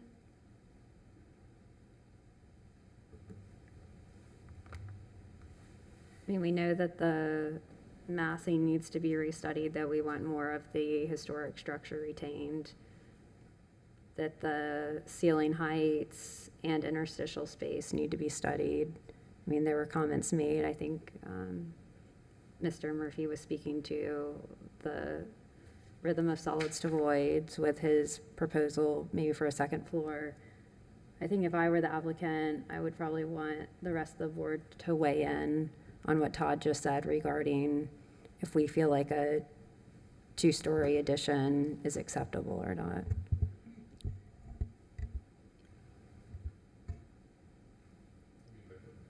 By pushing it back, we're just going to end up with this tiny little box at the back of this house, and that's what I'm concerned about. I think it should go back. Maybe the accessory structure could be two-story, because you will find tiny little bungalows like this with a two-story in the back. My old house on Newark was the same. That's no longer there.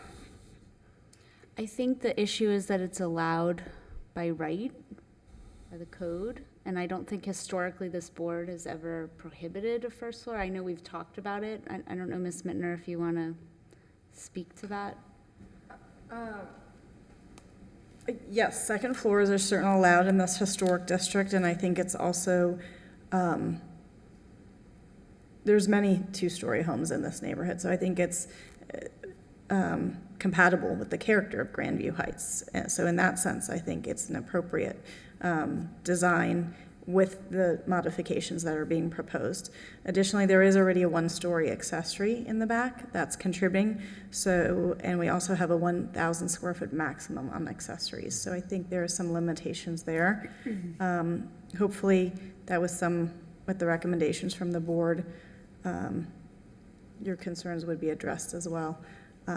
I don't know if they would be able to achieve everything in a one-story, given the lot coverage and the existing accessory. So perhaps just pushing the two-story mass further back on the side, or as far back on the side as possible. Yes, and the other items that you suggested. Mm-hmm.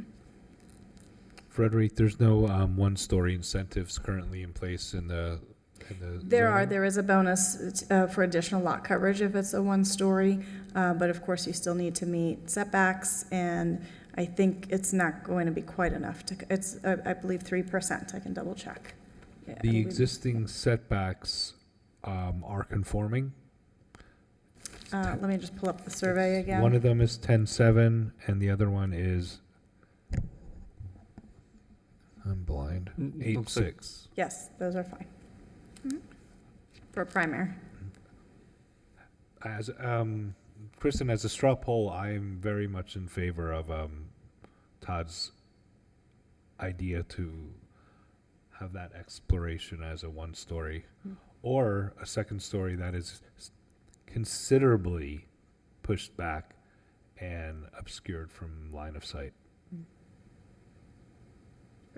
And I would just add to study the proportion of the fenestration on the second floor and how it's in proportion to what's on the first floor. I mean, I understand the need for egress windows, but they look like, you don't have to have all of them be egress windows. So just making sure that they're proportionally compatible.